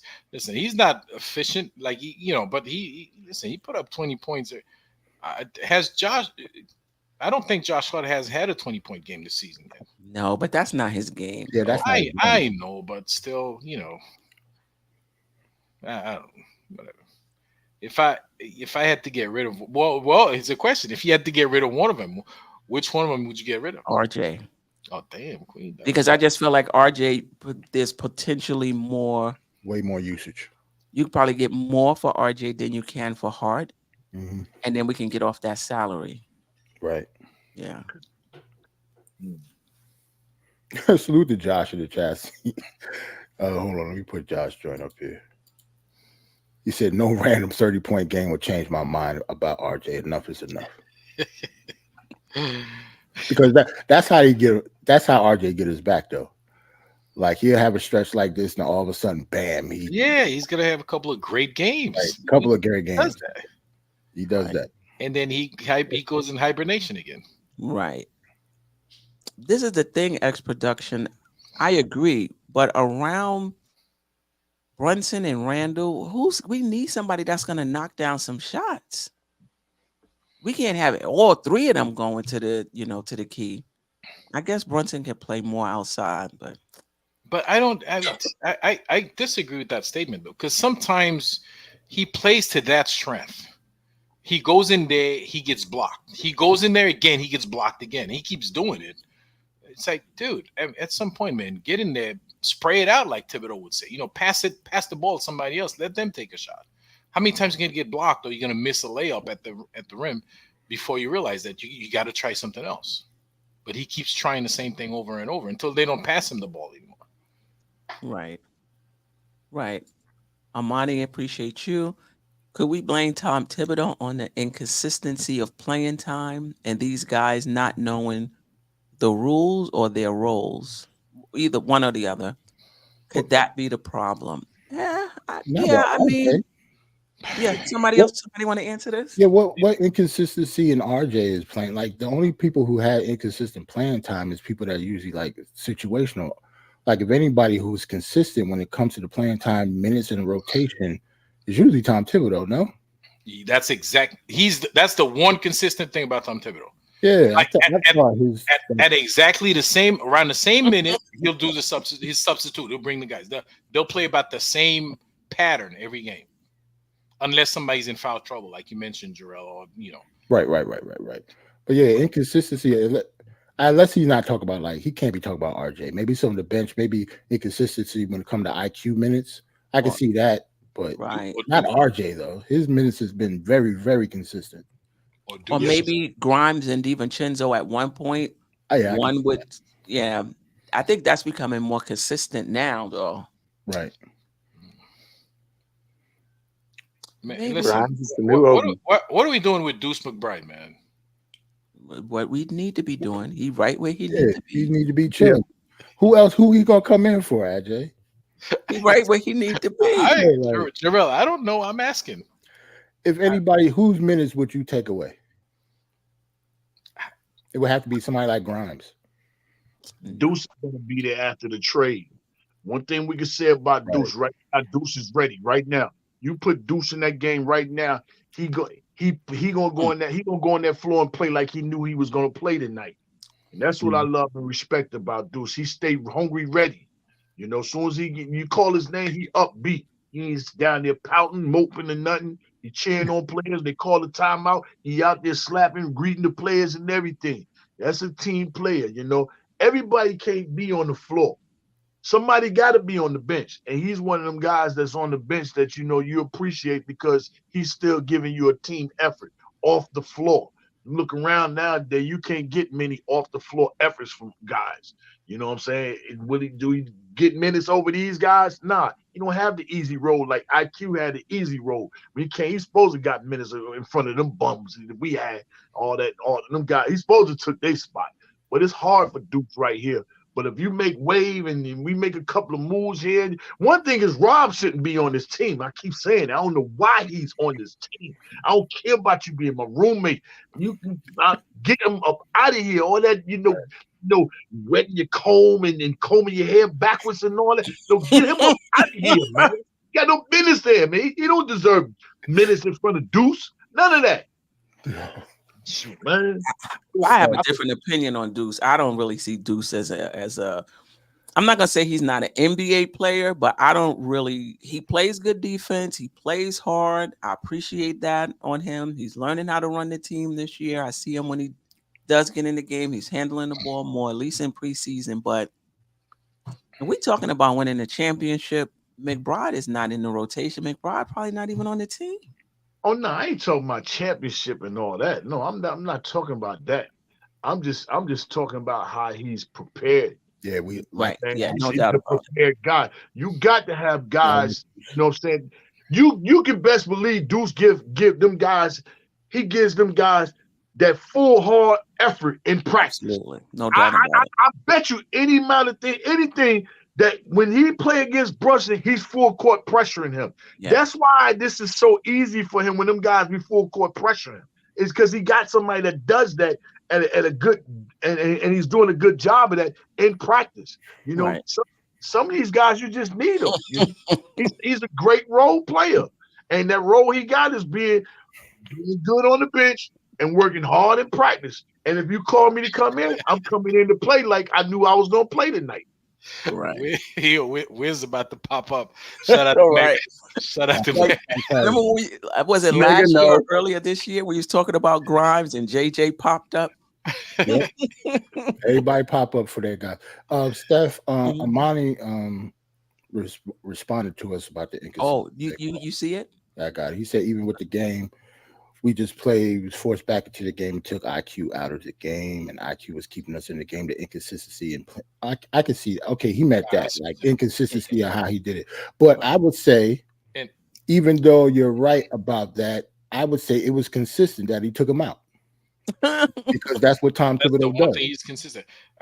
There's another comment that kind of I want to put that on. Shout out to Greedy Grizz and say, if you play good, Thibs will give you more time. Well, what happened yesterday? Because Quickley was playing very well. Yeah, I mean, as you saw, he kept us in the game. What does Thibodeau do? He takes him right out. Yeah, that was a terrible move. Yeah. Now he said it was for length, but I would have kept Quick in. Right. Especially if you're gonna use RJ as the example for length. And you can't even have RJ and Hart. I mean, they help you defensively, but offensively, RJ and Hart, oh my goodness. That's the Bam Bam crew right there. The Brick Boys. You know what I'm saying? The Bam Bam crew. The Brick Boys. Those familiar with the Flintstones. But it's car with those shoes on. Oh man. That yeah. There was, let me see if I write it down here about the four of IQ, Brunson, Hart, and Randall are really good in the minutes that they've played together. I think the Knicks are plus, let me see. I think I wrote it down. I did wrote it down. Okay.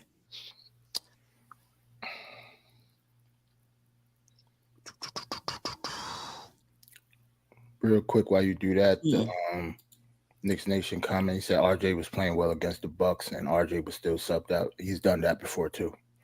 But I don't think it was personal. Like that's just what Tibbs does sometimes.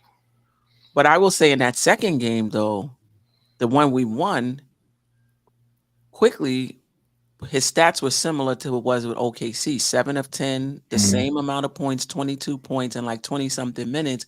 And he pulled them for RJ for length, and we still wind up, winning the game. OKC though wasn't as tall a team as Milwaukee though. Nah. Okay, so the Knicks outscore opponents by 26.5 points per 100 possessions with Brunson, Quickley, Hart, and Randall. And that's whether they play with Robinson or Hartenstein. And they score 135.4 points per possession. Maybe per 100 possessions. Best in the league. But they've only played 228 possessions together. Oh, excuse me. No. Sorry. That was last year. And when either Hart or Barrett have been on the floor. Really? Either Hart or Barrett have been on the floor for 93% of New York's possessions this season. So I guess that's his way of saying we're short. We got to keep one of those guys in there. And when both are on the bench, the Knicks get outscored by 20 points. I don't think that's well. RJ was playing well defensively, at least in the beginning of the season. Yeah. Josh said 3/5 of OKC lineup is 6'9", 6'10", and plus SGA is like 6'6" himself, ain't he? He is 6'6". Yeah, so they have a tall team naturally.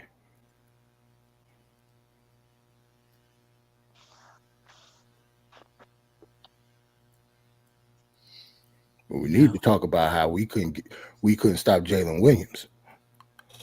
Didn't matter who was on him. Oh, that makes he was fricasseeing RJ at one point. Yeah, and anybody else who was on. And anybody else. It wasn't just on RJ. He was killing everybody. Yeah, what 35 points or something like that? I think 36, something like that. Yeah.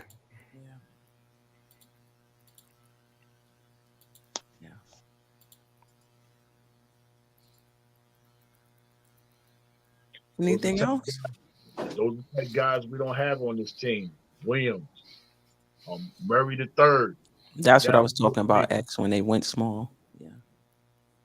Man, we need to bag. Mr. Do It All. See, but the thing is, J Bug, we're not gonna get players like that. No. Unless they on another team and we get them that way. Oh, I know that. That's what I'm saying. Why are you holding on? And that's the only way we're gonna get something done. Right. Then utilize them picks. You got to figure something out. The clock is running out. You got a year and a half. None of y'all got no contract. All of y'all on your first contract. Going out. See, look, JJ said Williams is what a third option looks like. Right. Yo, him and Murphy. Murphy down there in New Orleans. That's what they look like. Yep. Yeah. We need a Jalen Williams type player. No, Knicks Nation. You said you want to rock with this team. Right. That's what you told us earlier. Yeah, he's holding on to RJ. Know what I'm saying? Well, we could have just drafted Jalen Williams. It ain't like he was a top 5 pick. We could have moved up to him. And Tony Crow was on that when we was doing the draft, and he talked about him early in the draft. Mm-hmm. I was like, Jalen Williams. Yeah, man. Santa Clara, he was out there balling. 12. He's out there balling. Yeah. Yeah. Yeah.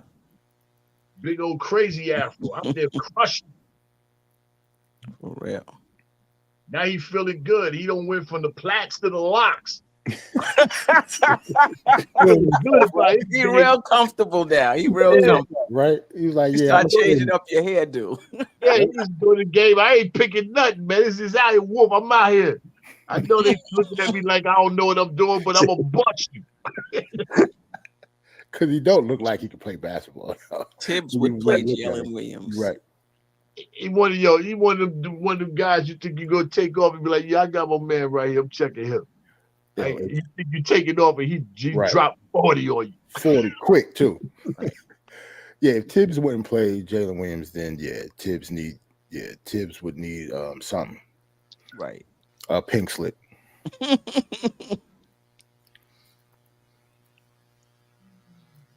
We have the 6th best draft power ranking in the upcoming draft as of tonight. So that's good. You see, you put the LOL after that, though. 6th best draft power ranking. Get you some of them emojis, please. We have 4 top 40 picks in the upcoming draft. Just wait. Yo, remember the matter of fact, the draft, we used to talk about Allen Iverson stuff, and I think that the draft that he came out in was arguably the best draft of all time, right? At least the first round. Mm-hmm. We had 3 first-round picks. And that, I know. In that draft. I know. We picked all around the stars. Arguably the best draft in NBA history. We was like, I don't know, pin the tail on the donkey and draft him. Bro. Oh, this one looked like he gonna be good, not him. Ray Allen getting picked, Stephon Marbury getting picked, Sharif Abdul-Rahim getting picked. Like this is crazy. Kobe Bryant with 13 that year. You get a star. You get a star. You get a star. We don't get a star. Like they did everything in their power. No, we had 3 picks in the Kobe Bryant draft, man. I mean, come on. The Allen Iverson draft, Ray Allen, Stephon Marbury. Who else was that? Kerry Kittles. Like we didn't even get Kerry Kittles.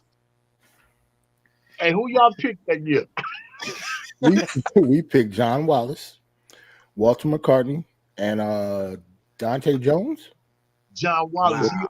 He on AM radio. Y'all see him on the sideline calling the game. Yo, man.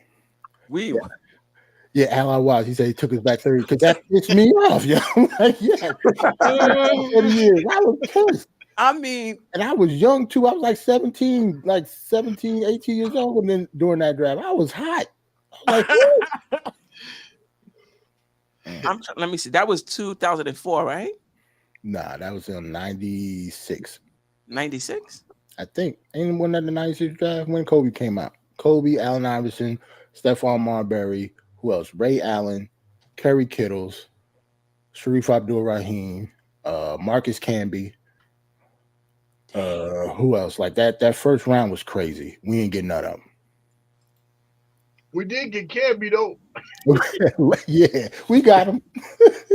But you gotta look at who was drafted after. Oh man, we had 18, 19.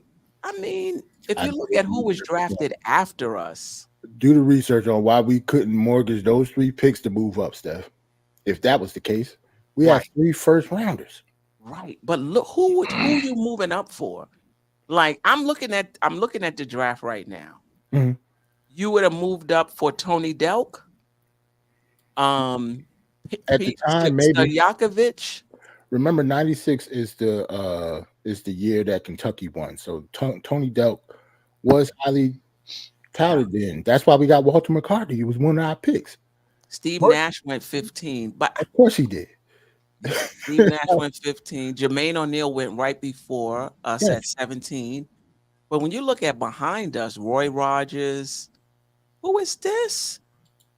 Themis Rentzias, I don't know who that is. Derek Fisher. Derek Fisher, yeah. Mersab, Jerome Williams, Brian Evans, Priest Lauderdale, Travis Knight. They would have had to move up because none of those players behind us. Oh, we ended up getting Othello Harrington. Yeah. He was picked 30th on that draft. Why you bringing Othello Harrington? He was chewing his gum. We still have him.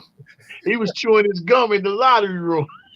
Yeah, I think it was it was something like Allen, Camby, Sharif, Abdul-Rahim, Marbury, Allen, Antoine Walker, Kittles, Kobe, Steve Nash. All right, I mean, Steph, you just named like 10 people that's going to the Hall of Fame. Yeah. Only one ain't going to Sharif, Raheem. Oh, And Malik. Antoine Walker ain't going. Malik Rose wasn't that draft. He was picked 44. He was not a bad player. He was pretty good.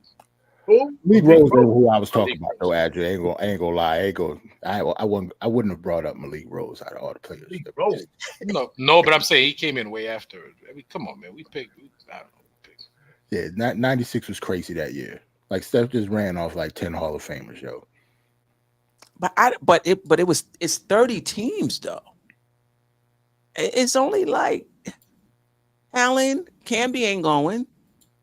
Sharif, Stephon, Ray Allen, Antoine Walker, Lorenzen White was okay. Kerry Kittles was okay. Eric Dampier didn't do much compared to the people we drafted. Listen, man, we Todd Dampier would have been the next Patrick Ewing compared to the people. It was just a bad time, man. Like I don't know if the timing was off or what, but that year that was the best year in NBA history. We had 3 first-round picks. Yeah, but pull it up, Jerrell. I don't know how much better the Knicks could have did, though. Jerrell, they were late picks though, but as bad as we did, we didn't do. The other teams who passed on Kobe Bryant, they did worse than we did. Except Charlotte traded him though. Charlotte traded him. Yep, that's right. Right. I didn't say we were the only ones bad at drafting. Like, yeah, you could bring up the people that passed on them, but we're usually one of those teams that we like. I don't think would we have drafted Kobe Bryant? No, just like we didn't draft Shaden. Didn't we have the opportunity to draft Shaden Sharp? Yeah, passed on him. Jalen Johnson. Didn't we say that again, Jeff? We passed on Ron Artest. And recently Jalen Johnson. Spider Mitchell. We passed on SGA. Like, what are we talking about? We passed on a lot of players. Tyrese Halliburton. Yeah, we get passed more times than a hitchhiker, man. Yeah, man. Like, right. But I mean, in all fairness, though, there was a lot of questions about Donovan Mitchell coming out of Louisville. It wasn't no questions about him. Just filled in. Didn't think he was gonna be no triangle type dude. That's all it was. Instead of him as a baller, all this old scientific cutting and all that, man, go get that killer, man. See, that's why you had that situation with Mike, and you helped Mike out, and you had the situation with Kobe, and you helped him out. I just ain't like the fact that, you know what I'm saying, to me, Carmelo might have been a top 3 offensive player. It's behind Mike and Kobe. You know, Kevin had to really, really develop. Man, that man came in there with offsets of skill. And you heard the Paul Pierce story. Paul said, man, out of all of them, he said, man, Carmelo was the hard. He said, after I played against Melo, my body hurt. You heard Kobe. Kobe said, it's nothing you can really do with him. You know what I'm saying? And I just feel you didn't even try to work with him and treat him the same way as Mike and Kobe, you know, because that's all he did was score. You know, and you got a guy like Donovan, you don't want to pick him. Hey, come on, Frank. Frank, come on. Frank. Yeah, talk about Frank. questions. Frank Nitty. Somebody should have had questions about Frank KNICKIN coming out. Yeah. I mean, there was questions about whether he could be a 1 or a 2, Donovan Mitchell. Man, Yeah, that's true. He was a Frank twin. He was a twin. Get him out of here, man. Ilgauskas with that round 2 stuff I'm looking at. He was in. Oh, I missed him. Ilgauskas with 20. We had 18, 19. That was John Wallace and Walter McCarty. Then Ilgauskas, and then we drafted Dante Jones. Okay. How about in 1997 we drafted John Thomas? Who's that? Exactly. Yo, man. But we had the 25th pick. So I mean, they were drafting late though. You know what it is? Stuff to me is not where you pick, it's who you pick. That's true. It's always going to be players that you wanted Charles Smith. He went next. He went next. No. Don't want any part of Charles Smith. I don't think that's the same Charles Smith. I know. Yeah, that's a good one. I don't care. That's the point. I don't want any Charles Smith ever again. Yeah, that was the guard.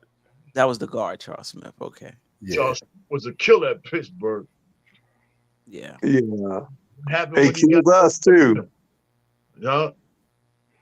Yeah, it's not about where we pick most of the time. It's who we pick. And I'm not talking about like the times that, you know, we didn't have a chance to draft these players. Like the Steph Curry draft, I was hot during that night because Golden State picked him before us. Like if you do pick somebody before us, I don't like not all the time that I would expect, well, you should have leapfrogged him. I'm not talking about that. Right. So I don't put that on the front office that Steph Curry got drafted right before we did. Right. Because that's not their fault. But the people that we've passed over and the players that we've drafted over other players, no way. Yeah. Like we historically bad. Yeah, no. Kevin Knox. Kevin Knox went because he beat what's his name in a pickup game in the gym. Oh my god! And Calipari told people specifically, Kevin Knox is not going to be ready until a few years. Right? He's not going to be ready. That should have told you not to go get him. Man, it's crazy, man. Yeah. What year was that again? What year? Knox. Yeah. 2017. Yeah, I'll check for you. Matter of fact, speaking of Knox, I seen him here matter of fact, I got to go to the John Wall Invitational. It started today. Everybody that's got a name is here in North Carolina right now. Oh yeah. Invitation, yeah. That boy from out of Kentucky, everybody won. He played tomorrow. I need to go see that boy. But I don't even know why all these ACC people go. They're not letting him go out of Kentucky. Oh, he ain't leaving Kentucky. You believe that? John Calipari going to get that guy. You can believe that. All right, 2018. I'm looking at it now. Kevin Knox was picked ninth. We all know that. After him was Mikal Bridges, SGA, Miles Bridges, Michael Porter Jr., Dante DiVincenzo was 17 that year. Kevin Herter. Who else? Anthony Simons was picked in the first round that year. Robert Williams. Jalen Brunson in the second round, and we got Mitch right after him. Gary Trent Jr., Jared Vanderbilt, Bruce Brown, Colin Sexton went in that draft. This was a really good draft. Yeah, that was a good draft. Now this is where the Knicks had options now. Yeah. We had a lot of options. Yeah, I'm looking at it now. This was a really pretty good draft. Yeah, it was a pretty good draft. For the players that went, you know, that's in the league now. There are some misses. There are some misses. Sacramento picked Marvin Bagley III, second overall pick, right before Luka. Yep. And then Atlanta traded Luka for Trae Young. Wow. Yep. Mo Bamba with 6, above all the players that we named. Wendell Carter Jr. with 7, above all the players that we named. So yeah, we ain't the only ones that's bad at drafting. I'm not saying that. I'm just talking about us because we talk about us. Right. Wow. Man, right now, we could have had Halliburton, Donovan Mitchell in the backcourt with Bridges at the 3 and Porzingis. Yep. All of them were in different drafts, yo. All of them were in different drafts, Boogie. You're right. Yeah. I mean, you got to have some luck. Of course, yeah. It wouldn't have went that way, but it's no luck when them guys are picked after your pick. All of them was after the pick. We didn't pick Halliburton. We didn't pick Donovan. And we didn't pick Bridges. Those are blown draft picks. I'm looking at RJ Barrett's pick. I'm not sure if there's anybody after RJ Barrett. Darius Garland. Darius Garland. Man, Garland. Atlanta was going to give us them 2 picks. We could have went and got Hunt and Darius Garland. This draft is not strong at all. No, it wasn't. I mean, Really DeAndre Hunter, he all right. Atlanta looking to move him. But that's why I've always said that, you know, much as we talk about RJ, he was definitely the pick, though. Who was you picking? Yeah, maybe Garland. Maybe Garland. Eric Culver ain't even in the league, I don't think. Right. I never said RJ was a bad draft pick. I would have had the Atlanta picks. I would have traded that 3. Cam Reddish, what is he doing? Rui Hachimura, Jackson Hayes, Kobe White. He's playing well this year. Yeah. 6th man of the year. Maybe Cam Johnson. Would you have drafted Cam Johnson over RJ? No, not at the time. No, I mean right now, given how both of them have developed. Right now, yeah. Yeah, for sure now. Oh, and Hero. And plus, to be honest, Tyler Hero went 13. Cam Johnson, as a UNC fan, I did not think that he was going to be as good as he is now in the NBA. Not saying that he's an all-star or anything, but I didn't think he was going to be this good, to be honest. Yeah. Keldon Johnson went in that draft, too. Right. Tyler Hero. Who else? I'm looking at it now, too. Same thing with Nasir Little. He went to UNC. I didn't think he was going to be that good either, and he hasn't really. Right. Look at Dylan Windler. Terrence Mann was in that draft. He was picked really low though. Jordan Poole was picked 28th. Terrence Mann was 48, like 2nd round. That's true. So there's a few. Cam Johnson, Tyler Hero. It's a couple, yeah. Keldon. Yeah, at the time I wouldn't have picked any. No. I'm talking about now. Yeah. No, not at the time. No way I would have picked any of them over RJ Barrett, to be honest. So I don't think that was a bad pick. It just so happened that RJ just didn't pan out. I don't count those. Kevin, I'm with you on that. You said I still don't understand how we felt the 3rd pick in that draft. Yeah, because we the Knicks. They weren't gonna get the Knicks after. I think Patrick Ewing was the curse that we. They gave us Patrick Ewing, and they was like, "We're never gonna give you the first." Never again. They gave us Patrick Ewing. Yeah, but so? Yeah. Zion had got crucified in New York though, with as much as little as he played, as much. I don't know. As much talent as he has, and as little as he's done. Maybe in New York, he plays different though, Geoff. Different attitude. Maybe under Tibbs, he would play different. Never know. He would have broke down first. He would have been broke down. Playing for Tibbs, man. He I'm just saying, he'd have been in the ambulance already. I'm just saying, as a fat dude myself, you just dropped me in New Orleans somewhere. You know what I'm saying? I might come beignets and po' boys and gumbo. You know what I'm saying? Etouffee. You know what I mean? You don't drop me in New Orleans and think I'm supposed to stay in shape, bro. Like, come on. New York got good food too, though. Oh, well, he'd have got lost in this city. He'd have been on the train eating pizza and all. Yeah. Yeah, man.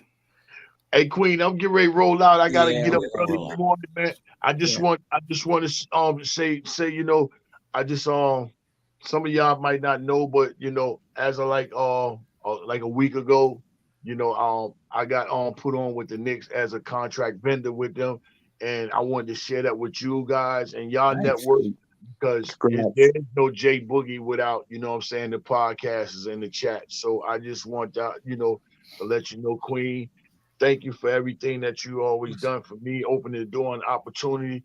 And thank you, you know, Rel and Aggie and the captain, you know what I'm saying, rocking with y'all guys, always keeping my sword sharp, and shout out to the chat. You know, I know a lot of the chats, we still bounce over from show to show, but every show has somebody that's on their show in the chat that doesn't be at somebody else's show. Right. I just want to let it be known. You know, I appreciate everybody, you know what I'm saying, for being there for J Boogie, support me with my music and everything, you know what I'm saying, because I do it for the people, you know what I'm saying.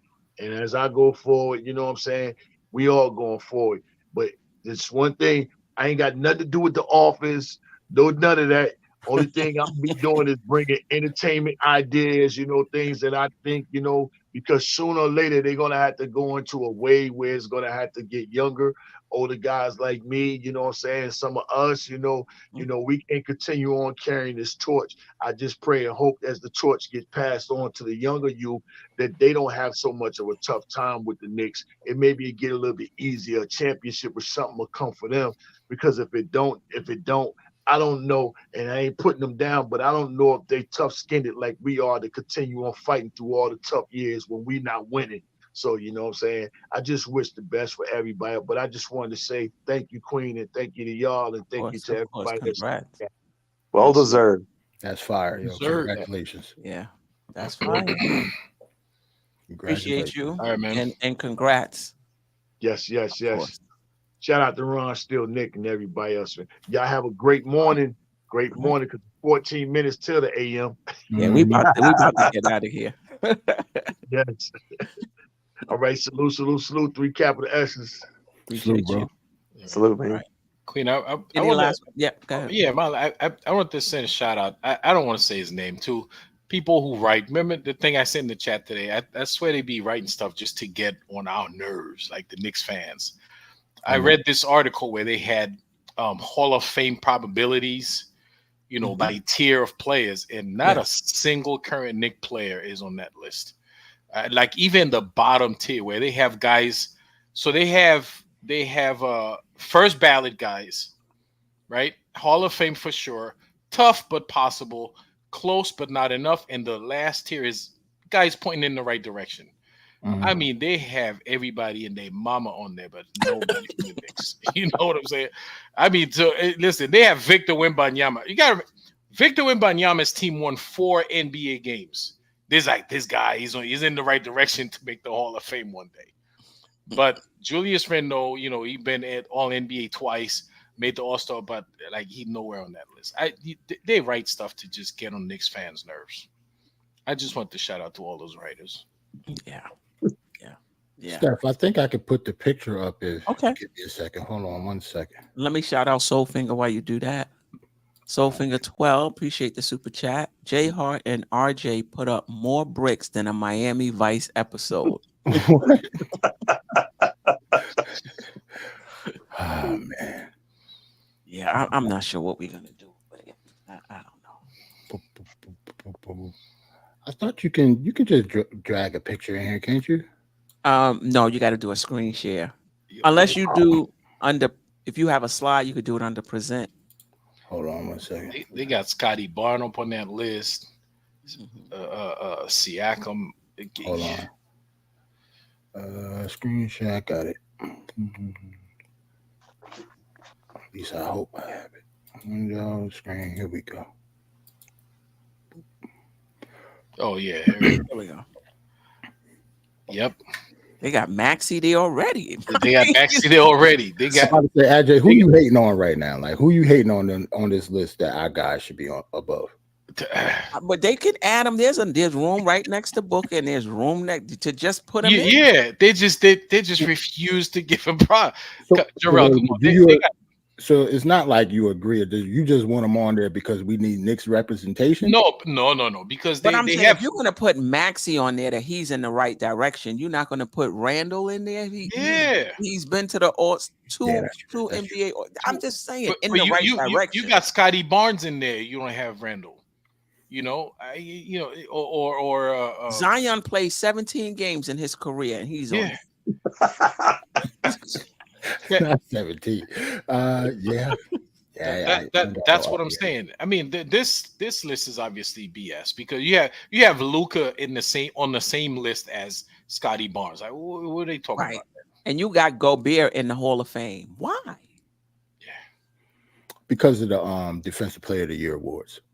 That holds a lot of weight. He got multiple. There's not that many that have multiple. So that's one. I would say, that's one of the reasons Ben Wallace got in.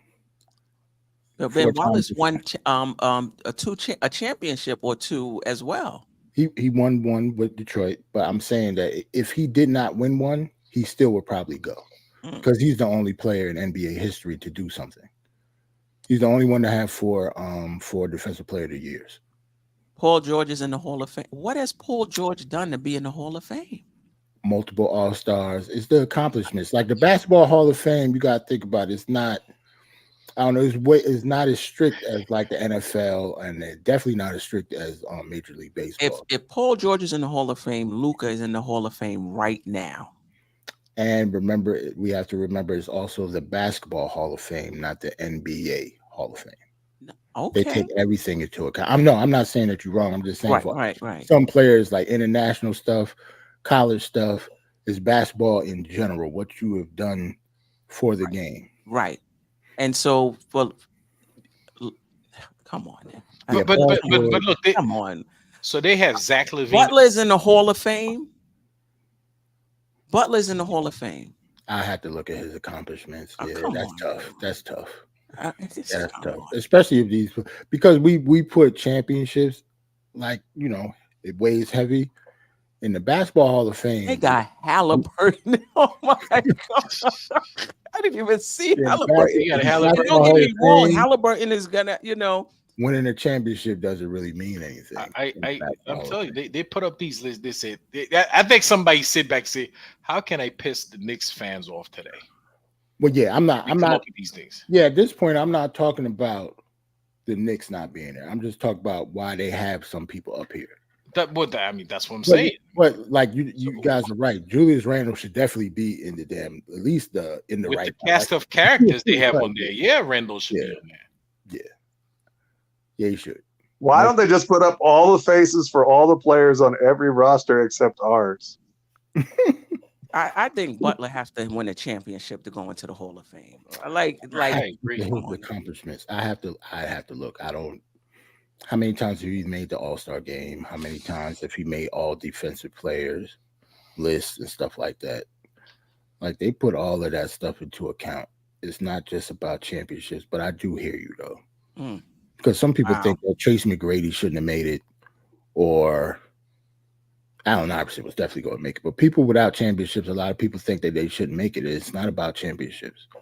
Not in the Basketball Hall of Fame. Jimmy Butler. Let me look. Charles Barkley, Patrick Ewing never won championships, but yeah, I get that you can go in there without a championship. I just feel like Jimmy Butler, to me, would need to win a championship to get in. So far, he's a 6-time All-Star, and he's made the defensive team 5 times.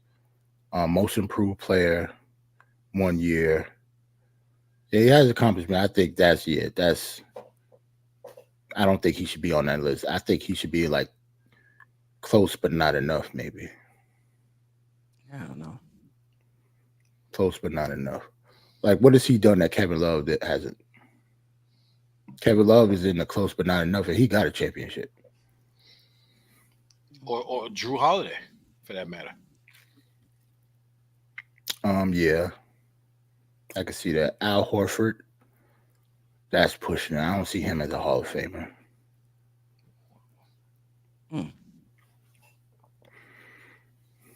Trey Young is mad overrated to me. I mean, in terms of like elevating your team. Mm-hmm. You can't. I know. They just it talk ain't about about that stats. right. But what's the accomplishments for Trey Young though? Multiple All-Stars, leading the league in the scoring and assists. Like, he has accomplishments to be in the right direction. Say if he doesn't win a chip, the numbers that he put up, he's going to the Hall of Fame. He has to. Trey, oh wow. Yes. Look at his career numbers. Stuff like when your career numbers is like that, you have to be in the Hall of Fame in basketball. There are plenty of players. But what's his career numbers though? Let me look real quick. I mean, I guess if they're just thinking about stats and not in terms of what that does for your team, right now they're the 4th worst team in the Eastern Conference. So he's putting up stats that's doing nothing to elevate his team. And he's been in Atlanta for 7-8 years. They went one time to the Eastern Conference. But other than that, 1, 2, 3, 4. I don't see where he's elevated that team at all. This is his 6th year. Currently, he's averaging almost 26 points a game. Okay. And 10 assists. Okay. So if you're going to be like, he's not, and they have him in the right direction. So after 6 years of averaging 26 and 10, you should be in the right direction to go into the Hall of Fame. You don't think so? I think Trey Young is overrated, in my opinion. Yeah, I see what you mean. But I hear you in terms of in terms of putting up stats. Yep, he has. Yeah, that's the only reason Tyrese Halliburton is on here. Ja Morant. Tyrese Halliburton. Like, Tyrese Halliburton. I mean Tyrese Maxey. None of them has done anything. It's just, I guess, the trajectory, the numbers now, and how they look at it in the future. Greg, if he was on our team and we were 5 games under 500, I would be saying the exact same thing. Yeah, if he was on our team for 6 years and we brought in Dejounte Murray, we changed the coach, and Atlanta is still not a good team, a playing team year after year, except for that one time they went, I would be saying the same thing. Yeah. I would be saying the same thing. I agree with Steph. Like, she would definitely not like him. If we was just losing and he was just putting up numbers, nah. Right. And he's inefficient? No. It's not just this season, Greg. Go look at where Atlanta has finished in the Eastern Conference since Trey Young has been on the team. Not just this season. Where did they finish last season? They had one good year. They had one good run. And to Steph's point, he ain't efficient. No. Not career-wise. Career, I'm looking at it right now. He's almost at 44% from the field and 35 from 3. Come on now. So when you talk about efficiency and winning, she definitely has a point. And he's similar to RJ. He's putting up those numbers, not the assist, though. The points, because he gets as many shots as he wants. Right. I'm just arguing about the Hall of Fame and the numbers. I completely agree with Steph about like how he plays, and you're not gonna win nothing with Trey Young as your best player. I don't think so. My argument is strictly because of how I know the Hall of Fame. Yeah, if you put up 26 points, 10 assists for your career, and you play a decade, you're going to be in the Hall of Fame. There's not any doubt about it. Because there's not that many players in the history of the game that has done that. Right. So you almost have to put them in, numbers-wise. But it's just not anything to do with winning, anything like that. No. I don't know why Scotty Barnes is on this list. Yeah. He has done absolutely nothing. He's having a good season. The first one. He's just his second year. Wow. But The anyway, right direction. this is just one person's Yeah, that's true. this is just one person's thought. No, John Wall is on the close, but not enough. How he on the same list as Kevin Love?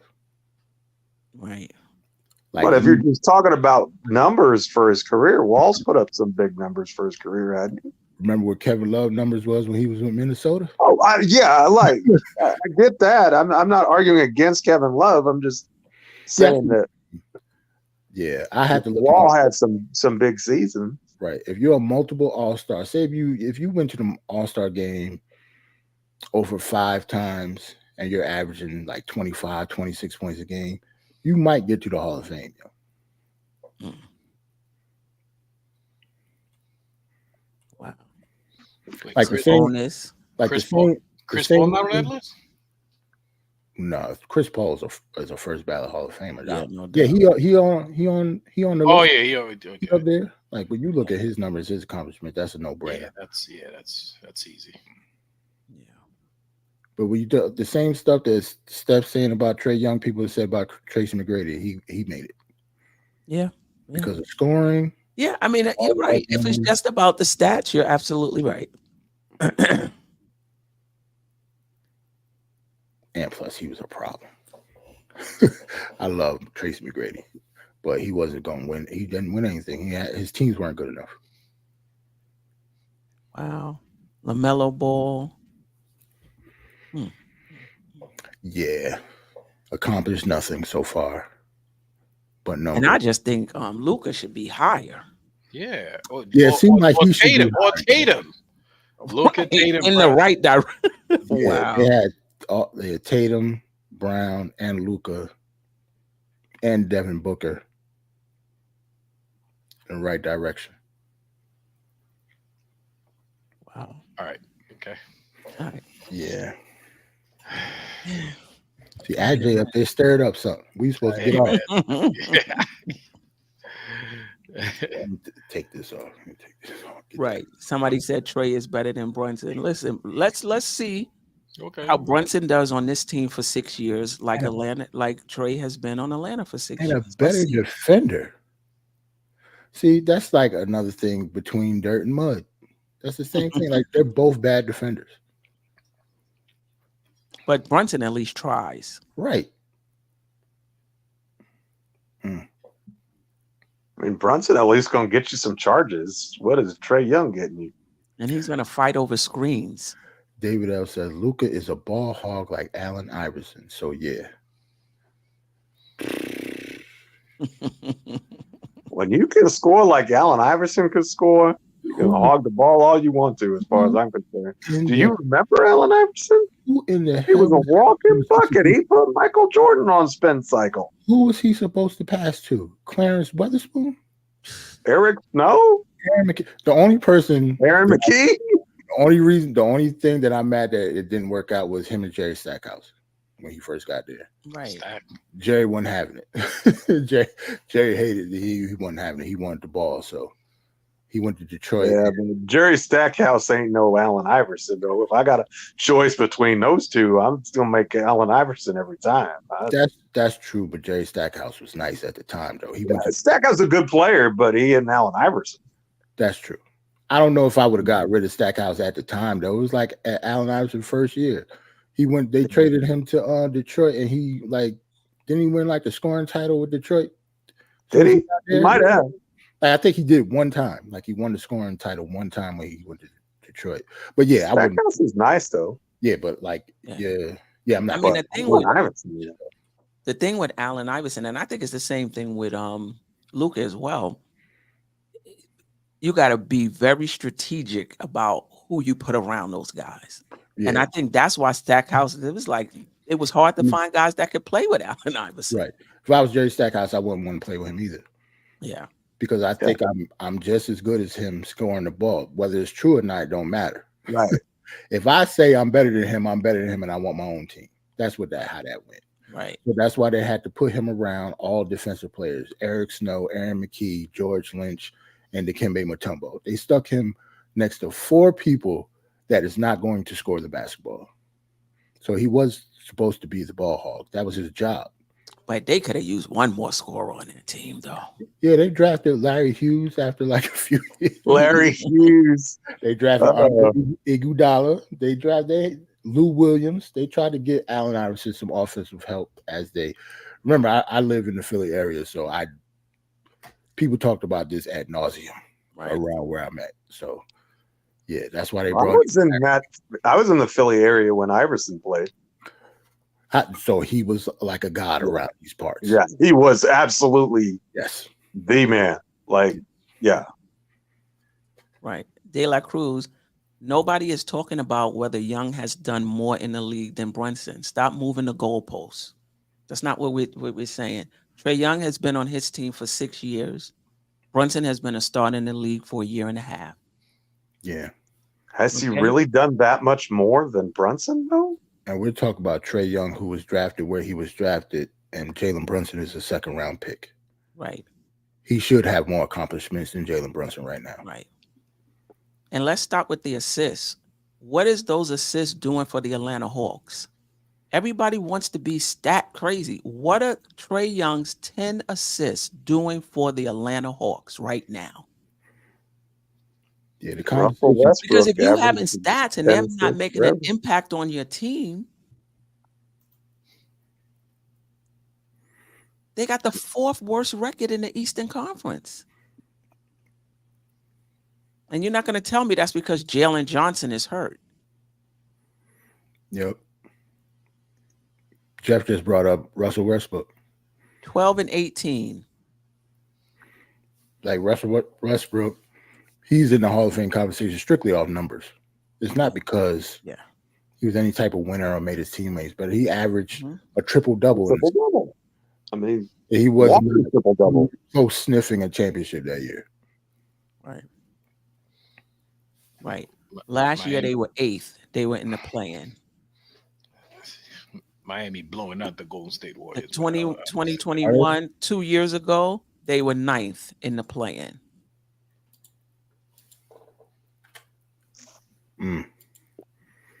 Yeah, but I didn't want to make this a Jalen Brunson versus Trae Young thing. We should not be talking about that. 2019. So the year before they went to the finals, they finished 14th in the league. Then 2020, 2021, this was the year they went to the finals. They finished 5th. And then the very next year, they finished 9th in the playoffs, in the play-in. So just years and years and years and years, I'm not elevating your team. And listen, 4 years from now, if the Knicks are still getting not moving past the first round with Brunson, I'm going to say the same thing about Brunson. I don't care what he's averaging. Where has the Knicks gone with him? That's why I'm just saying we need to give him some more time. And as I noticed, you haven't brought up Julius Randle because he needs to do it in the playoffs. Right. Doesn't matter what he do in the regular season and those numbers. In Steph's argument, it's all about winning. Right. In the Hall of Fame argument, it's about numbers. Like it's a different argument. Right. Any last words? Nah, man. Salute your chat. It's at 12 o'clock. I'm out. 12 o'clock, man. Don't forget to hit the my like phone button. about to die. I'm gonna get out too. Yeah. Thanks a lot, as always, for having us. Appreciate It's you. a great show. You tune in, that means you're feeling the vibe. The bell rung, you already been subscribed. Right now, the queen, she on live. Right now, just pull over the whip, no phoning when you drive. Dope Soul Sporting with the talk. First lady from New York, Brooklyn. All my people, you rocking with the chat. Hit that. The like button would tell me where you at. You know, Step from the MBK. Born and raised up MBK. Hey, real lady, where she holding it down. No matter way how you feel, she gon' greet you with a smile. Sister, you one of a kind. Yes. Oh, sister, it's time you That's shine. Dope Soul. Where you at?